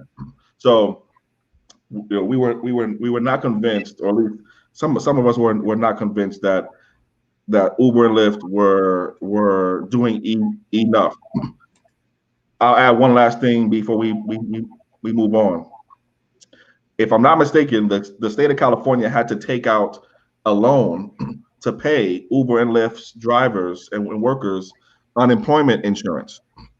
Uber and Lyft don't pay into unemployment insurance. So when COVID-19 hit and the Uber and Lyft drivers were applying for the EDD and all that good stuff, Uber and Lyft didn't contribute to that at all. You and I did. You and I paid for that. And the state of California had to take out a loan to cover that, because Uber and Lyft right now don't have employees. They have independent contractors, and the rules are different for independent contractors and employees. Namely, you don't have to pay unemployment insurance. So we've been on the hook as taxpayers for Uber and Lyft's employees or independent contractors. I call them employees because in my view, they are employees, just they don't have any of the benefits. So that was another point that we raised. Uber and Lyft countered with, well, we didn't, and we shouldn't have to pay any unemployment insurance because we didn't have to lay off any workers during COVID-19. That's not technically true, or excuse me, it may be technically true, but it's not effectively true. So the fact that the state shut down businesses, shut down bars, shut down restaurants, shut down activity meant that a lot of people who would have had Uber and Lyft rides going from here to there and there to here didn't have those rides anymore. So in effect, the demand went down. The customers basically laid off the drivers because we didn't have nowhere to go and we really couldn't go nowhere, right? And a lot of Uber and Lyft drivers suffered from that. Also, with relation to COVID-19, and I'll end with this. There was a letter that came out from Black Uber and Lyft drivers criticizing the company around its COVID-19 response. Drivers complained about not being able to get PPE from Uber and Lyft, about having drivers actually die from COVID-19 and having a very little or no response from the actual company. This is a very public letter. You can Google it. So there is a lot to say about Prop 22. Our recommendation, though, because of all of that combined, is that you vote no on Prop 22. Prop 23. California Proposition 23, Dialysis Clinic Requirements Initiative. Vote yes. What it does, a yes vote supports this ballot initiative to require chronic dialysis clinics to have an on-site physician while patients are being treated, report data on dialysis-related infections, obtain consent from the state health department before closing a clinic, and not discriminate against patients based on the source of payment for care. A no vote opposes this ballot initiative to require chronic dialysis clinics to have an on-site physician while patients are being treated, report data on dialysis-related infections, obtain consent from the state health department before closing a clinic, and not discriminate against patients based on the source of payment for care. All right. So let me pause before we go back into the details here, because I know that was a lot on Prop 22. Once again, fam, this is the California state ballot propositions breakdown. We look to be doing this every single time we have ballot propositions for us to vote on. Your questions, comments, thoughts, feedback in the YouTube comments and wherever else we are streaming are very much welcome and valued. You are a part of this process, right? You are an absolute important part of this process.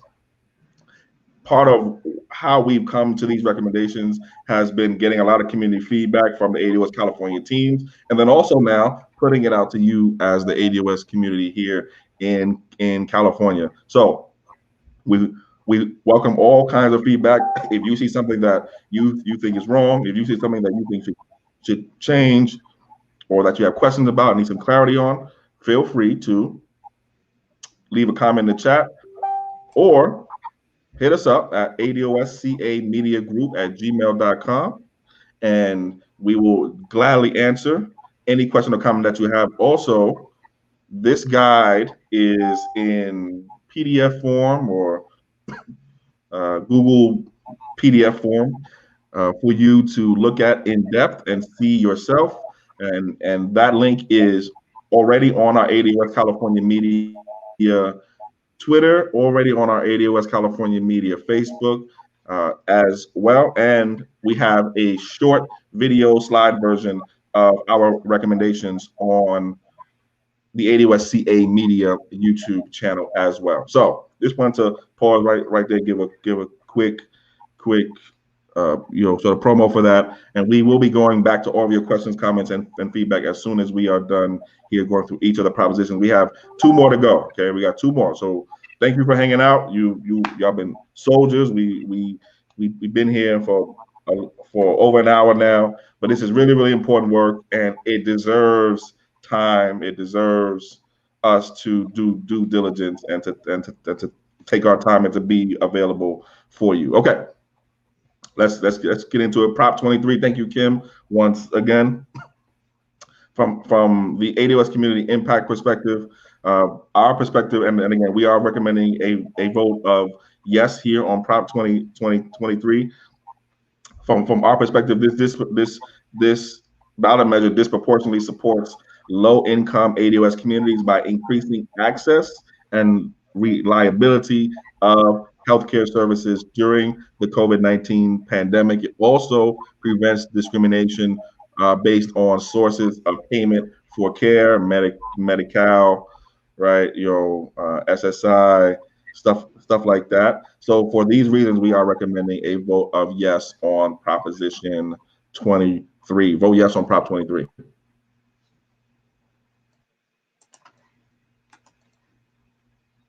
Prop 24. Oops. Prop 24. Consumer Personal Information Law and Agency Initiative. Vote yes. What it does. A yes vote supports this ballot initiative to expand the state's consumer data privacy laws, including provisions to allow consumers to direct businesses to not share their personal information, remove the time period in which businesses can fix violations before being penalized, and create a privacy protection agency to enforce the state's consumer data privacy laws. A no vote opposes this ballot initiative to expand the state's consumer privacy laws or create a privacy protection agency to enforce the state's consumer data privacy laws. Okay, so this is an example of a proposition that when we put out the draft guidelines, this proposition, I think Proposition 25, which we're going to talk about next, and there's maybe one or two others that we did get some outreach from folks to say, hey, Proposition 22 also, hey, you should rethink your position on this. Totally fine, right? Again, this is a process that we're doing together, and we are open to all kinds of feedback and open to all kinds of constructive criticism around which propositions to take which position on, and we're all still learning, right? So part of, and again, thank you for Tone Talks for coming on earlier in the broadcast. This is a political education effort as much as anything else, right? It's not so much, at least right now, about getting the exact right answer right now, even though that's important. It's about the process, and it's also about the community, and it's also about the education that we're all doing along the process, and it's also about making this kind of work more common, more natural, more often for us as a people. So just wanted to say that from our position with respect to community impact, in our stated position, this ballot measure, a yes vote, would protect vulnerable ADOS populations from invasions of their privacy, and it would also create a dedicated state watchdog to prevent violators, as well as enforce the protections of the measure. So for those reasons, we are recommending a vote of yes on Prop 2023, not 2023, but 23. And if you have any questions, comments, feedback on whether or not we should change our position on this, or whether or not we should look a little bit harder at this angle or that angle for this proposition or any of the other propositions, we are totally open to doing that and can't wait to hear from you.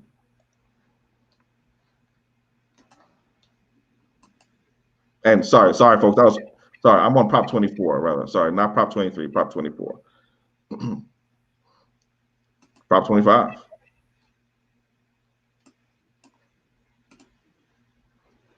Prop 25, replace cash bail and risk assessment referendum. Vote yes. What it does, a yes vote will uphold the contested legislation, Senate Bill 10, SB 10, which would replace cash bail with risk assessments for detained suspects awaiting trial. A no vote is to repeal the contested legislation, Senate Bill 10, SB 10, that's keeping in place the use of cash bail for detained suspects awaiting trial. All right, let's get into it. Again, this is another one where we had some outreach from some of our criminal justice advocates, saying, hey, you should rethink your position on Prop 25 for this reason or for that reason. Right now, we're a vote yes, and this is how our thinking went. So, in terms of community impact, what we saw this proposition as doing would be to end the current practice of incarceration without trial or conviction based solely on an inability to pay bail, right? So, right now there's a lot of people, a large amount of people who are locked up, haven't been charged with anything. The only reason they're there right now is because they were arrested and they can't post bail. In theory, this would replace the cash bail system with a risk assessment, and there are questions about what goes into that risk assessment, right? But ultimately, this would also reduce the profit motive for keeping Black folks in California incarcerated. So for these reasons, we are recommending a vote of yes on Prop 25. And again, we're totally open to any ideas about why we should rethink that position. But right now, we are a yes on Prop 25. And that, family, is all of the propositions, all 12, 15, 16 of the propositions that will be on your statewide ballot here in California. You should receive your ballot sometime this week if you have a mailing address. If you have a physical mailing address, you will be receiving your ballot in the mail sometime this week. You also probably received, and I have it here in front of me, and even though it has some coffee stuff on it, so forgive me, but you have here your California election, your California general election special voter information guide. This comes from the state of California. It has every single proposition in it. It has all the arguments pro and con. You should have this in your mail also. It's also online, and we should drop a link to that too, so don't let me forget that. Also, our California ADOS voter guide is available to you right now via link. It's on our ADOSCA media channel on Facebook. So ADOSCA media on Facebook, ADOSCA media on Twitter. Hopefully we can drop a link to it here in the chat somewhere as well for this YouTube broadcast. And we also have a special, very short version, very short video clip of each of our recommendations that's on our YouTube channel also. If you can't find it in any of those ways, again, feel free to reach out, ADOSCA Media Group at gmail.com, and we'll make sure that you get it in hand as well as answer any questions that you have. So, all right, that's all the ballot measures. Why don't we go into some questions? I think my good brother Umoya is going to help us out with questions, if I'm not mistaken, or both Umoya and Kim. Let's get to it. Yep. Can you hear me, bro? Yes, sir. All right, cool. All right, so Kim, if you can please do us a favor and post, I guess, Prop 17 first. First of all, Chris, I just want to give you props and appreciate you for the wonderful work that you do. The family always appreciate you for that. And Kim, as you as well, great work. And I guess let's get into it. Back at you. Here we go with Prop 17.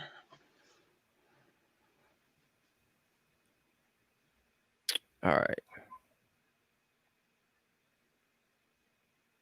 Actually, I'm sorry. Could we go to, I think, was Prop 15 the first one? I think Prop 15 was the first 14 was the first one. Prop 14? Okay. I didn't see any comments for Prop 14. So if anybody has any comments for Prop 14, please put them in the chat right now, and then we'll go back to it. But let's go to Prop 15. All right, thank you. Okay, DAP Dose Tribe says, does Prop 15 address how the money is allocated and which communities are prioritized? Great question, fam. Thank you for that. So from what we can tell, there's no specific direction or allocation with respect to where the funds would go, or which communities would be prioritized. That would be that would be the subject of either legislation or another measure, right, to direct where the funds go and which communities are prioritized. Oddly enough, this has some implications for the next proposition, which would be Prop 16, right? Because in order for it to get to the kind of specificity that I think you and I would like, right? ADOS community specifically, we would need something like a Prop 16 to pass. But just to answer your question directly, from what I can tell, the answer is no. But if anyone has any better understanding of that, please feel free to put that in the chat, and we'll make sure that gets shared.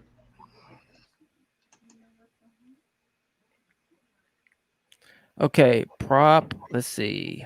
We're back on. Kim, can you keep up I think we're on prop 15. Yeah, do you mind keeping the prop 15 up, please? All right, thanks. All right, Aaron, if prop 15 is passed, they will come after residential property next. I really think you need to look at that prop again.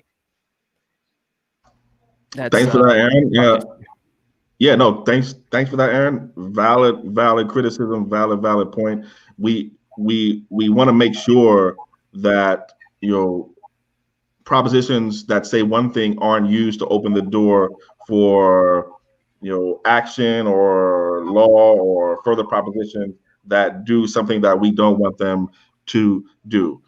Right now, it's not the case that Prop 15 is focused on residential, right? This is specifically around commercial and industrial properties, except those zoned as commercial agriculture, right? And so this is for people who have commercial property, right, or industrial property, right? These are for people who are wealthier, right? And so so right now it's focused specifically on those folks, and what it does is it makes it so that their properties are taxed at market value as opposed to the purchase price. That way, the government the state can capture more of the wealth and potentially use that to go to other places, which was sort of part of the prior question. But I completely understand the concern. However, this goes back to where some of the conversation that we had in the beginning around tone about some of the principles and values with which you want to use to examine any proposition, right? One of the principles that Tone brought up and that Yvette Carnell talks about is advocating from where you are and not where you want to be or where you think things might be, right? Sometime down the line, right? So the idea here is, the large majority of the ADOS community in California are not industrial and commercial property owners, right? The large majority of us, based on, and again, this is why we started with our wealth condition, right? Knowing where we are, a large majority of us are not owning industrial property, are not owning commercial property right now, and could benefit from capturing some of the wealth that the folks who own those do, and those folks have been very good over the many years at reducing the amount of contribution that they have to make to the state at large. This proposition is an example of that. Right now, they're taxed at their purchase price, right? Which generally is lower than their market value, and so that means that they get their amount of contribution to the the state is lower than it could be. So they are benefiting from some very favorable tax assessment rules right now, exclusionary tax assessment rules, to be honest.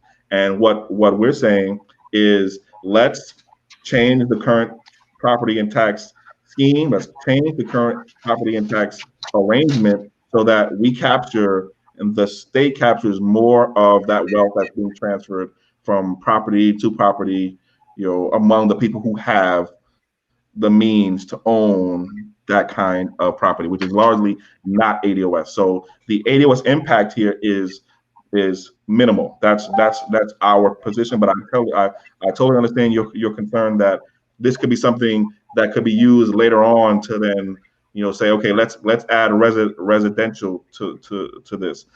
Turns out Prop 19 talks about residential properties, if I'm not mistaken, also, and so there's some connection to residential property in Prop 19, but there are protections, and so that's why we are a yes on Prop 15, and I think a no on Prop 19, but I may be remembering that wrong. But I totally understand your concern, and something that we definitely have to watch out for. Hey, Chris, do you want to elaborate? Aaron mentioned that it will also negatively affect African American small businesses. Yes, I saw that in the chat, and I saw that in the thing. I think it's on the screen now. We would strongly disagree that it will negatively affect African American small businesses, or at least in a way that would outweigh the negative effect or the positive effect of capturing more of that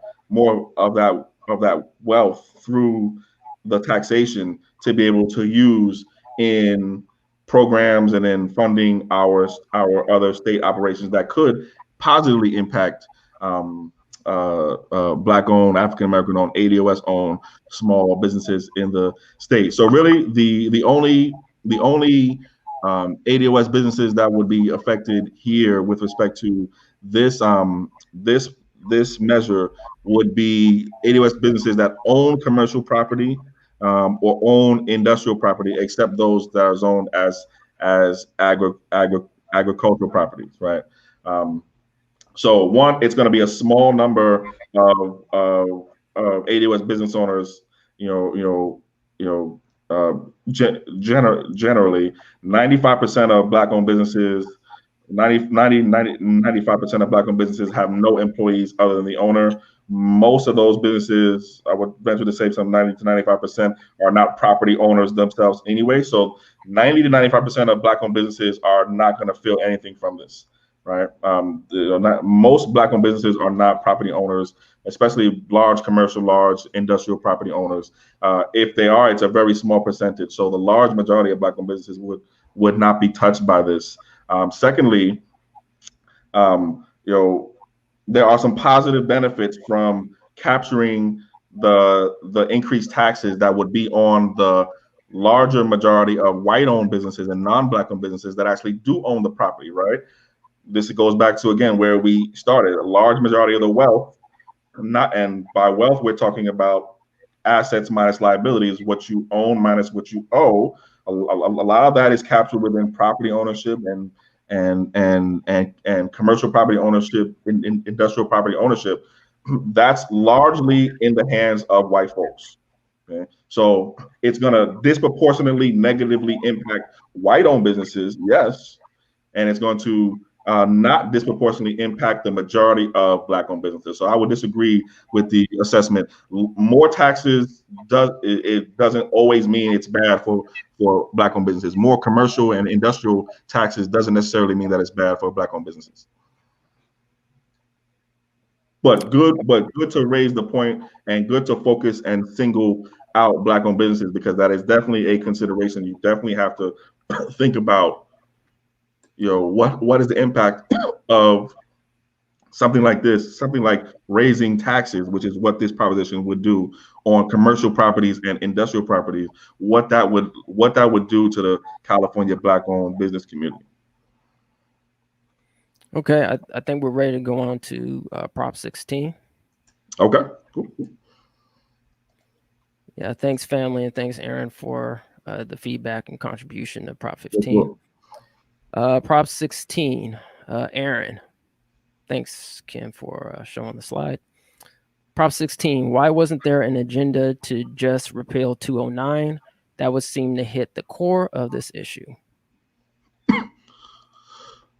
So from my understanding, this measure absolutely and actually does directly go after repealing Prop 2009. Um, if you read the proposition itself, a yes vote supports a constitutional amendment that repeals Prop 209. Right. So to the question, this proposition actually does directly go after repealing Prop 2009. So it actually does do what the question is asking, whether it or not it does. And just for full disclosure, Prop 209 was a California ballot proposition that amended the California state constitution, as many of these ballot measures here on our list do, right? Amended the state constitution to outlaw any preferential treatment to persons or groups on the basis of race, sex, color, ethnicity, national origin in public employment, public education, and public contracting. So that's what Prop 209 did back in 1996. Some of us weren't even born in 1996. Some of us weren't, voting age in 1996. So really, what Prop 16 is an opportunity for a newer generation of Californians to decide whether or not something like affirmative action should be legal or illegal in California. And again, the way that we talk about it, Prop 16, of which we are advocating a yes vote on, would make a Black agenda legal again. Doesn't mean that it creates a Black agenda. We're going to have to create the Black agenda, which we're looking forward to, but at least it won't be illegal. And at least we won't have to use terms like underserved communities, disadvantaged communities, at-risk populations, right? All the code words, right, that we have to use right now, we won't have to use them anymore. We can be specific and explicit. Say, hey, we talking about Black folks. We want more public employment. We want to see Black folks working working the city contracting jobs and digging the holes and building the buildings. Why don't I see Black folks out there? Right, it's a common question that we hear here in Sacramento, and I'm sure other parts. When you drive around around town, you don't see no Black folks doing no construction. Right, you see everybody but the Black folks doing construction. You don't see no Black folks with no construction contracts either. This would help us stop that. Okay. Let's see. Let's see. I have a comment in here. Let me see who it's from. This is regarding. We're still on 16. Yes, 16. Mm-hmm. Okay, Brother Jerome. Could we possibly change Prop 16 to make it for ADOS only, or would that even be necessary if it passes? That's a great question.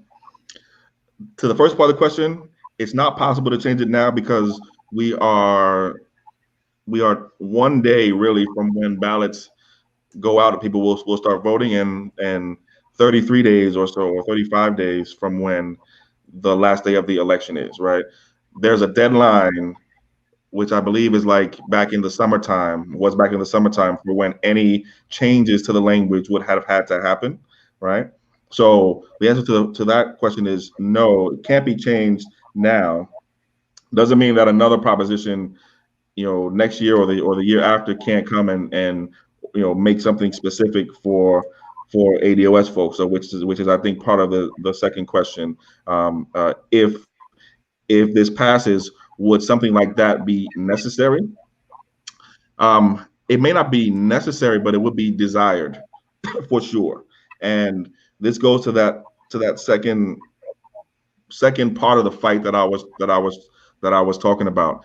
If Prop 16 passes, it's not like, okay, now we're gonna automatically see black folks out there doing construction jobs. Now we're gonna automatically see black folks with the contracts. Now we're gonna automatically see black folks in getting into the UC system and getting more into the college system. It's not automatically going to happen. We have another fight on our hands, okay? And that's to make sure that we go to the front of the line and we eat first, and we eat big first. Okay? That's the second fight that we are going to have and going to have to win if Prop 16 passes. But if Prop 16 doesn't pass, we don't even get to have that fight. You don't even get to make that case. You don't even get to say I want a black agenda, because your black agenda is illegal before you even have any kind of public debate about it that's serious. When you submit that plan to the city attorney's office, the city attorney's office is going to say, we can't do anything that's illegal. We can't even look at this. Well, why are we even going to look at something that's technically illegal? Right? And that's what they do to our plans right now. We have a lot of good ideas. We want to see more black folks out there doing the construction, more black folks out there getting the construction jobs. We want to see more black folks, getting the contracts to do the landscaping for the city buildings and the catering for the city events. And we want to see, we want our folks to get these big contracts. Here in Sacramento, we had one company get a contract extension for catering and event services, which we got a lot of great black caterers, don't we? We got a lot of great black caterers. We got a lot of great black event planners. We had one company, white owned, get a city contract from this year until the year 2030. Okay. It was a contract extension from the year 2010, basically. So that means this company got a 20-year contract from 2010 to 2030. One company to do all of the city's catering, white owned. Okay? We got to have our companies and our businesses doing that work. And in order to be able to do that, we have to have the legal tools to do that. And Prop 16 would give us more tools to do that. But right now, we couldn't really stop that, because we can't say, I want black folks specifically to get this contract. We gotta say we want we want some minority participation in this contract, which then opens up another can of worms, because then we have to split it up with other quote unquote minorities, which includes everybody but straight white men, right? And that's how affirmative action got messed up in the first place, right? So this proposition is important, and again, it's why we're recommending a yes vote on this proposition. But make no mistake, put your gear on, because we're going to have a second fight going into 2021 if and when this does pass. All right, we'll do one more on Prop 16, and then we'll move on to the next propositions. DAP says, does that mean that if Proposition 16 or 16 doesn't pass, there's no chance for a black agenda? That's a question. Technically, yes. The answer to that question is yes, or not a specific explicit black agenda. We have to hide our stuff in other stuff. We have to hide our stuff in minorities and communities of color, disadvantaged communities, underserved communities, at-risk communities. We have to hide our stuff in there, or we have to do zip code targeting. We want people in this zip code and that zip code, which opens up a lot of problems because we have a lot of gentrification going on. So the zip codes that you think might be needing the help, if you look at who's in those zip codes now, it's not exactly who you may think is there anymore, right? So to the question, the answer is yes. There's no chance for a specific explicit black agenda if Prop 16 doesn't pass, which is why it's so important. And again, vote yes on Prop 16 and tell a friend and tell another friend to tell a friend. We need this to pass. We got about 35 days before the voting is done. And so we need as many, especially Black folks, to be voting yes on Prop 16, and then be ready and to stay engaged with us, stay engaged with the 80 West California family, because you better believe this is one of our top priorities when this passes, to make sure that Black folks, particularly 80 West folks in California, get to the front of the line, that we eat first, that we eat big, and that we eat fast, and that we eat soon, right? So yeah. All right, so we're gonna skip Prop 17 because I didn't see any comments. But if anyone has any comments for Prop 17, please put them in the comments field. So Kim, if you don't mind pulling up Prop 18, please. All right, cool. So the first comment says from CO, I think.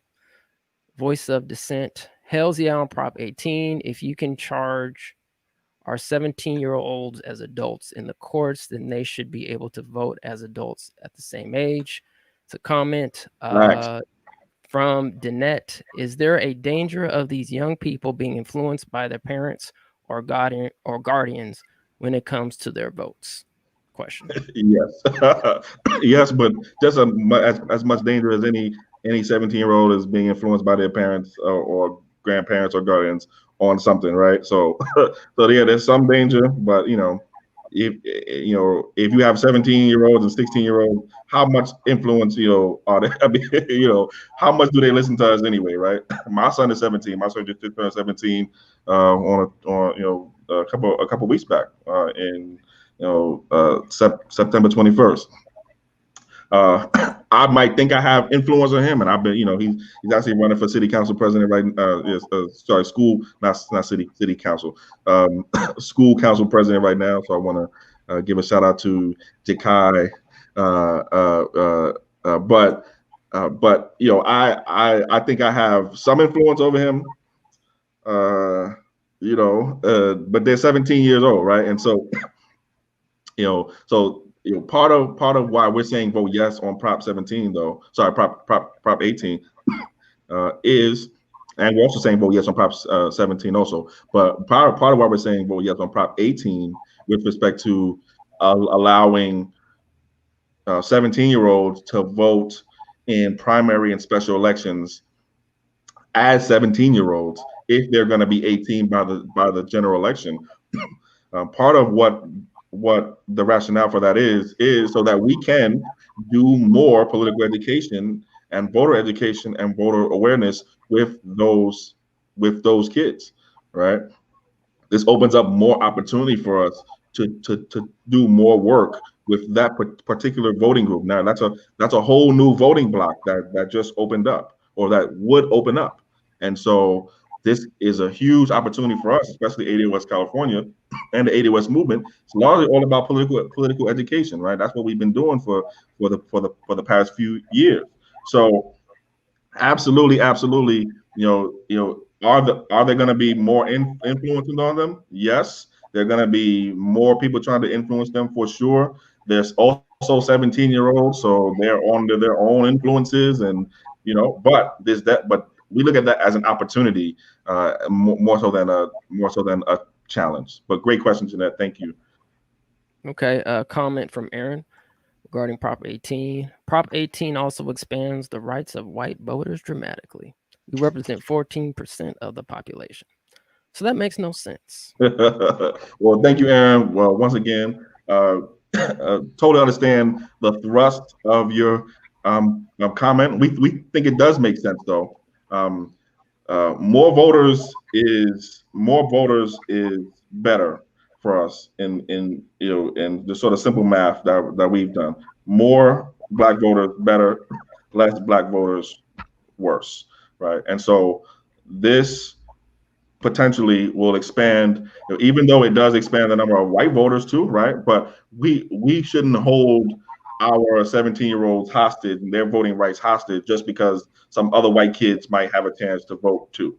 right? I don't, as a community and as a movement for sure, we're not in the business of, trying to make less people eligible to vote, right? For any particular reason, right? So again, I understand the thrust of your comment. I would just disagree that it doesn't make sense. It makes more sense, especially for the group with the lower, like, you know. So the question kind of answers itself, right?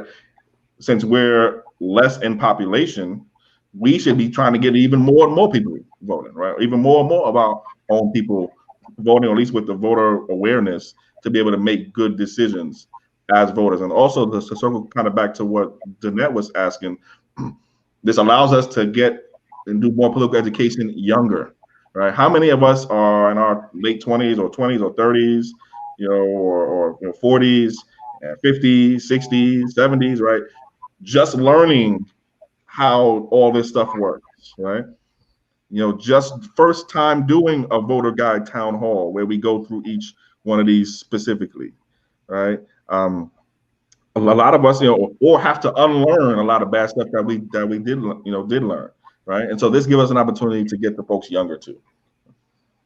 All right, so Chris and Kim and family out there in the YouTube land, we're gonna try to wrap it up around like 1:30, if so.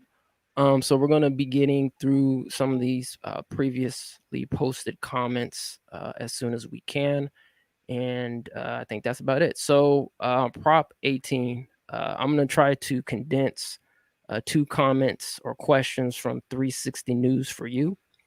I thought Prop 18 was to benefit DACA. No question. And I thought 18 gave the large swath of Hispanic voters DACA votes, so changes could be made for their parents to get citizenship, which erases the DNC's need for ADOS. Please help me if I'm missing something.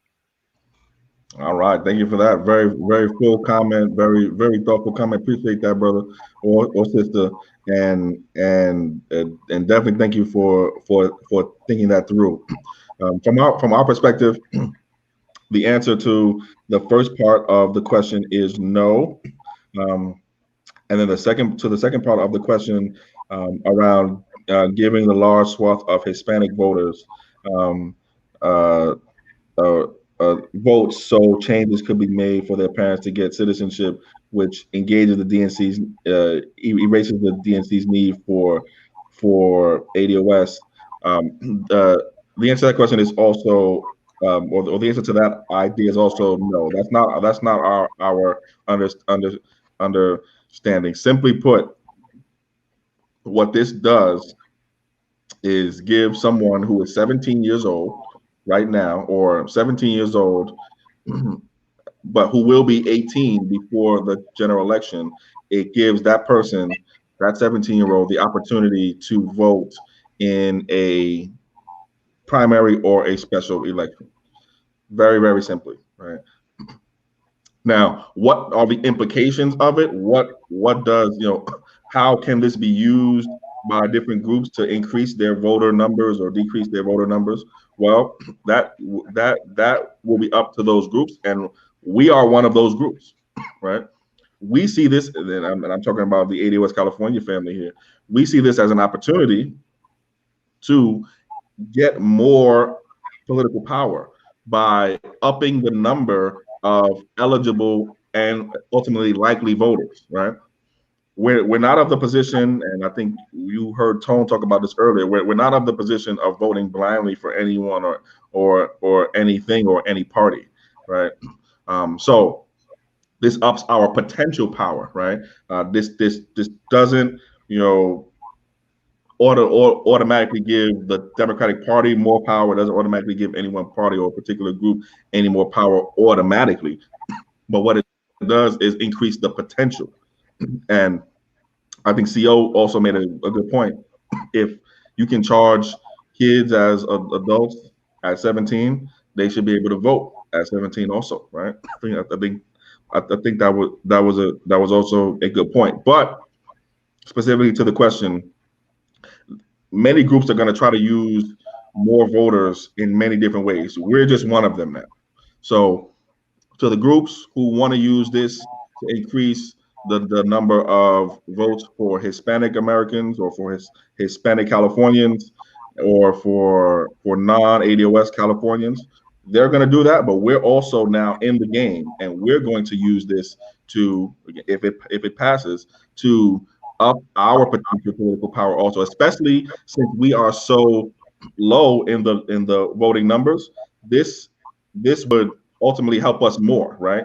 We have less numbers, and so you know the marginal benefit of every additional voter is higher than it would be for a group like the Hispanic population or the white population or the AAPI population who have comparatively larger voter numbers, right? And extra voter matters to the Hispanic population less um, than it does to us because we have less numbers. They have more numbers, and so every additional voter for them matters a little bit less than every additional voter for us matters. Hope that makes sense. All right, so let's move on to Prop 19. If you don't mind pulling that up real quick. Thank you. From Cam 175, consult experts. And that was it on that one. Yes, McBailey, thank you, brother. Yes, yes, absolutely. Yep.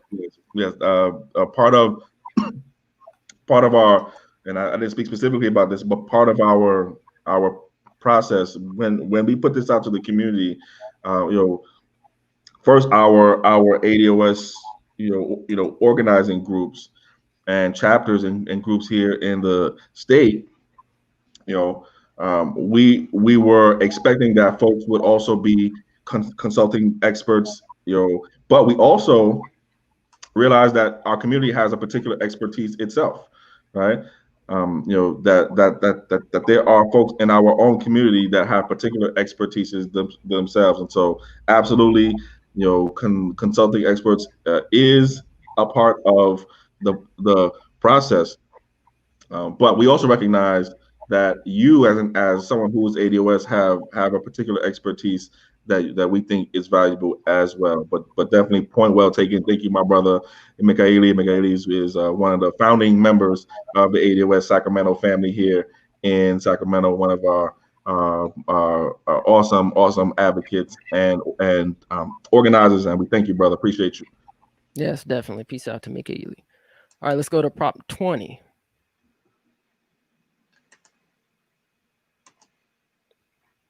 All right, so rebel flower, if I'm pronouncing that correctly, in criminal law, a quote wobbler, end quote, refers to a crime that can be punished as either a felony or a misdemeanor. It was originally created to make sure the criminal justice system has flexibility. Your thoughts on that? Thank you, Rebel Flower. I know who that is. What's up? What's up, Lorraine? Appreciate you. One of the founding members of ADOS Sacramento as well. Definitely a Rebel Flower. And yes, that's what a wobbler is. And the term wobbler comes into, why does it matter?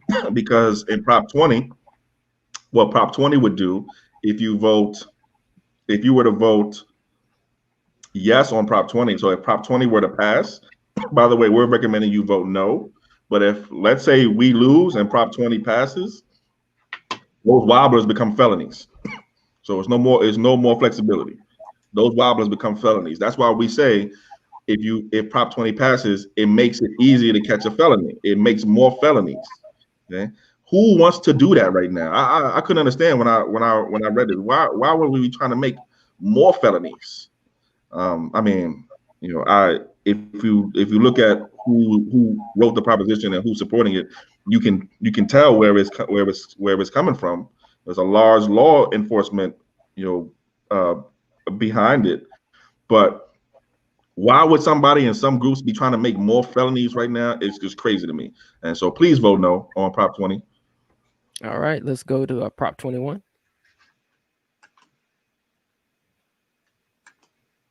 All right, thank you. Felicia, which actually from what I've heard might actually be one of those consultant experts in our community. So let's see here. Says, isn't there a statewide wind control that was passed? how would this prop affect the law, or that law, I should say? Thank you, Felicia. And I believe that's Felicia Armelin. I'm going to pronounce your last name wrong. She's an amazing business owner here in the Sacramento area. I believe she does accounting and she may even do real estate, but I believe it's accounting. Um, so thank you, fam. Appreciate you for joining. Thank you for the question. Also, to answer your question, the state does have rules and regulations around rent control, right? So there is some state rules and regulations around rent control. So the answer to the first part of your question is yes, there are some statewide rules and regulation. However, to the second part of your question, those statewide rules and regulations have a lot of exceptions, loopholes, and caveats in them.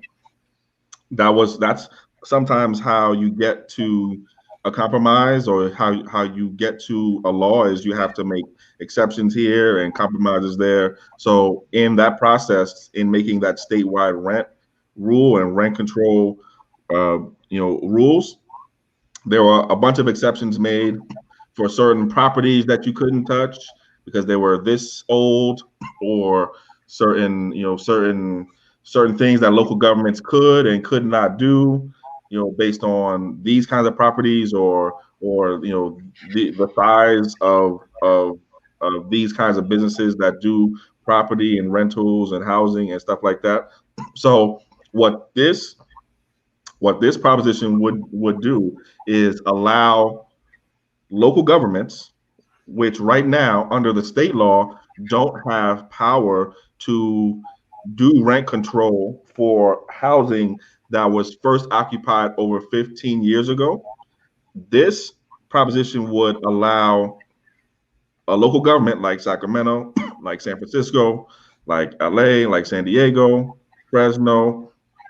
It would allow it would allow these local governments to put some sort of rent control on those kinds of properties, particularly properties that were first occupied over 15 years ago. Right now, properties occupied over 15 years ago are not touchable.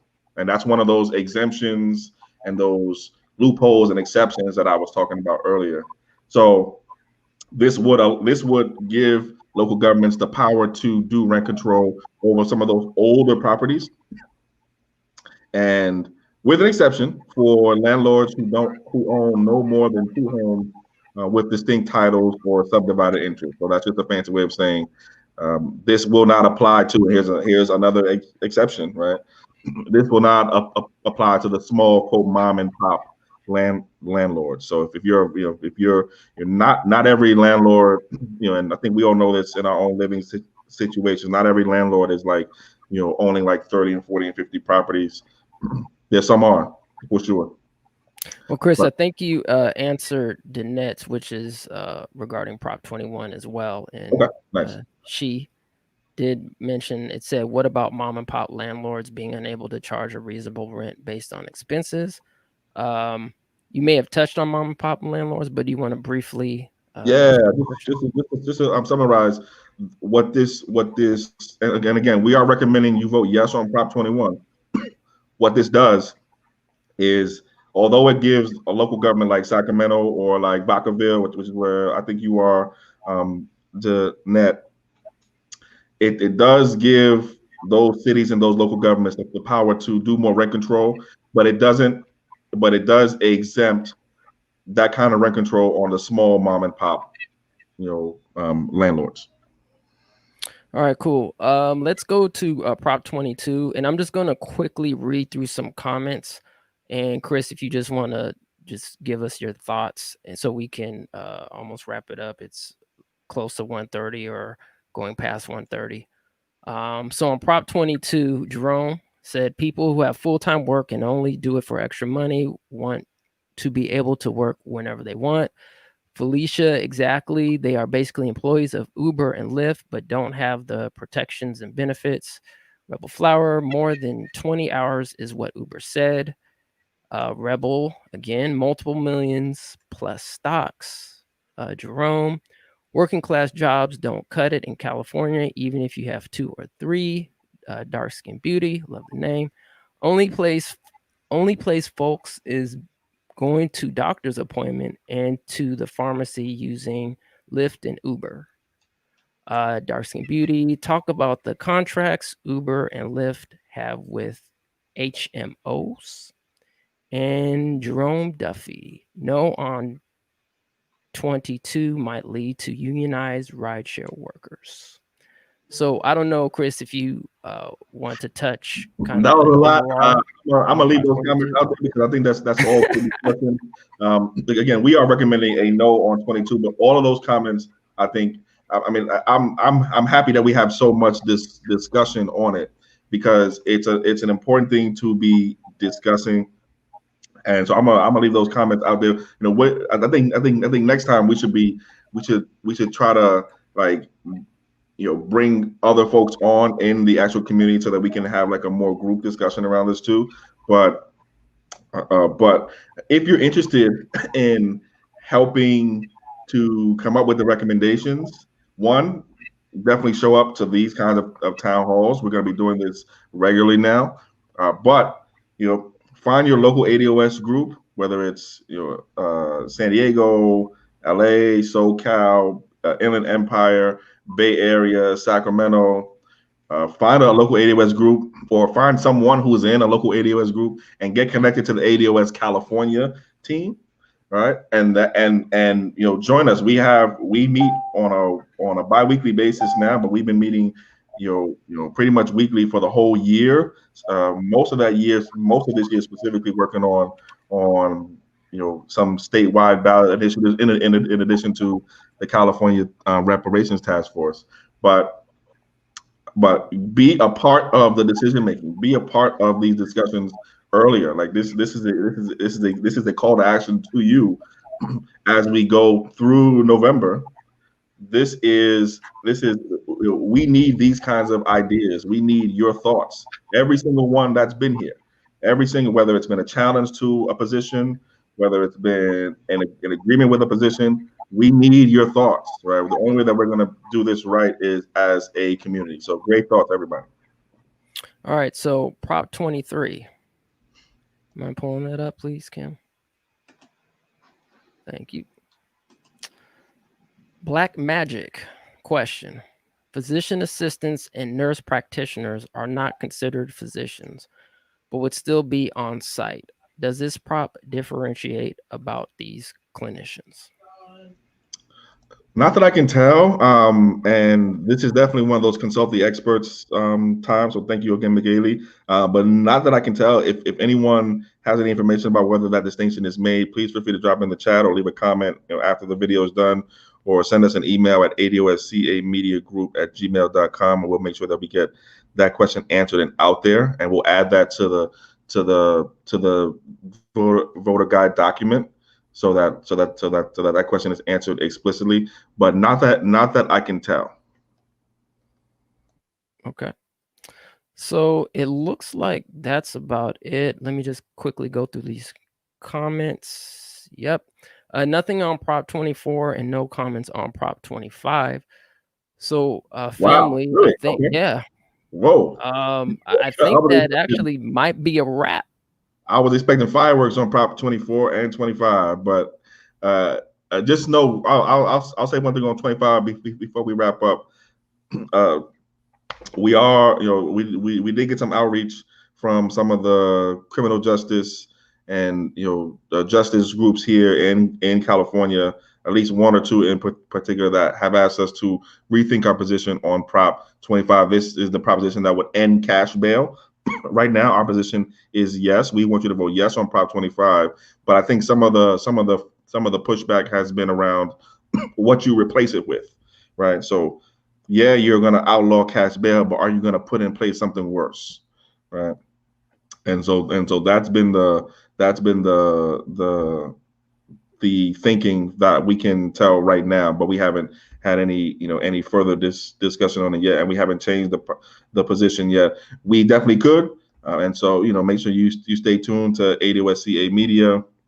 And if you have any ideas or thoughts on whether or not we should take a look at Prop 25 again, take a look at Prop 24 again, any other propositions, 22, 21, again, you're as much a part of this process as anyone else. And so just want to thank you for all your contributions today. All right, thanks, fam. I think that's pretty much about it. Please like, share, and subscribe to our channel. This is for you. This is for us as we're trying to build our community from 2020 and beyond. Chris or Kim, if there's anything else that you would like to say before we exit out of here, please do so. I just really quickly want to say thank you to Chris, all the advocacy work that you're doing. I know there's still much work to be done, but this really helped me dissect it and break it down into digestible pieces. So now I can continue to peruse these important propositions with a better understanding. So thank you so much. Thank you, Kim. Thank you, Umoya, as well. Appreciate each and every one of you. Also, again, thank you to everyone within the 80 West California family, every single chapter group, anyone that's been a part of any work, even if you're not a part of any of the chapters or groups, but you're contributing to the work. We value you. We thank you. This is a work in progress. This is a community-led, community-built effort. This is the start of what I think and I will be fighting for to become a new way that ADOS in California and Black folks in California do politics, a fresh way, a 21st century way, a smarter way, an agenda-driven way that we do politics going forward through the election, right? So this doesn't stop on November 3rd. We only get started on November 3rd, right? And part of our job, I think part of my job, as I see it, is to help us do good politics in between elections, right? You shouldn't see us only 30 days before the election, right? You shouldn't see us, 60 days before the election only. I'm very proud of this team that we've been, doing this work all year and even into last year, really. And you can expect that we will be doing the same thing into 2021, into 2022, as we approach the midterms in 2022, right? And more ballot measures come on the ballot, right? And then as we go into 2023 and 2024 for that cycle too. So looking forward to it, and thank you, fam. Thank you. Enjoy the rest of your day. Everyone take care. Bye.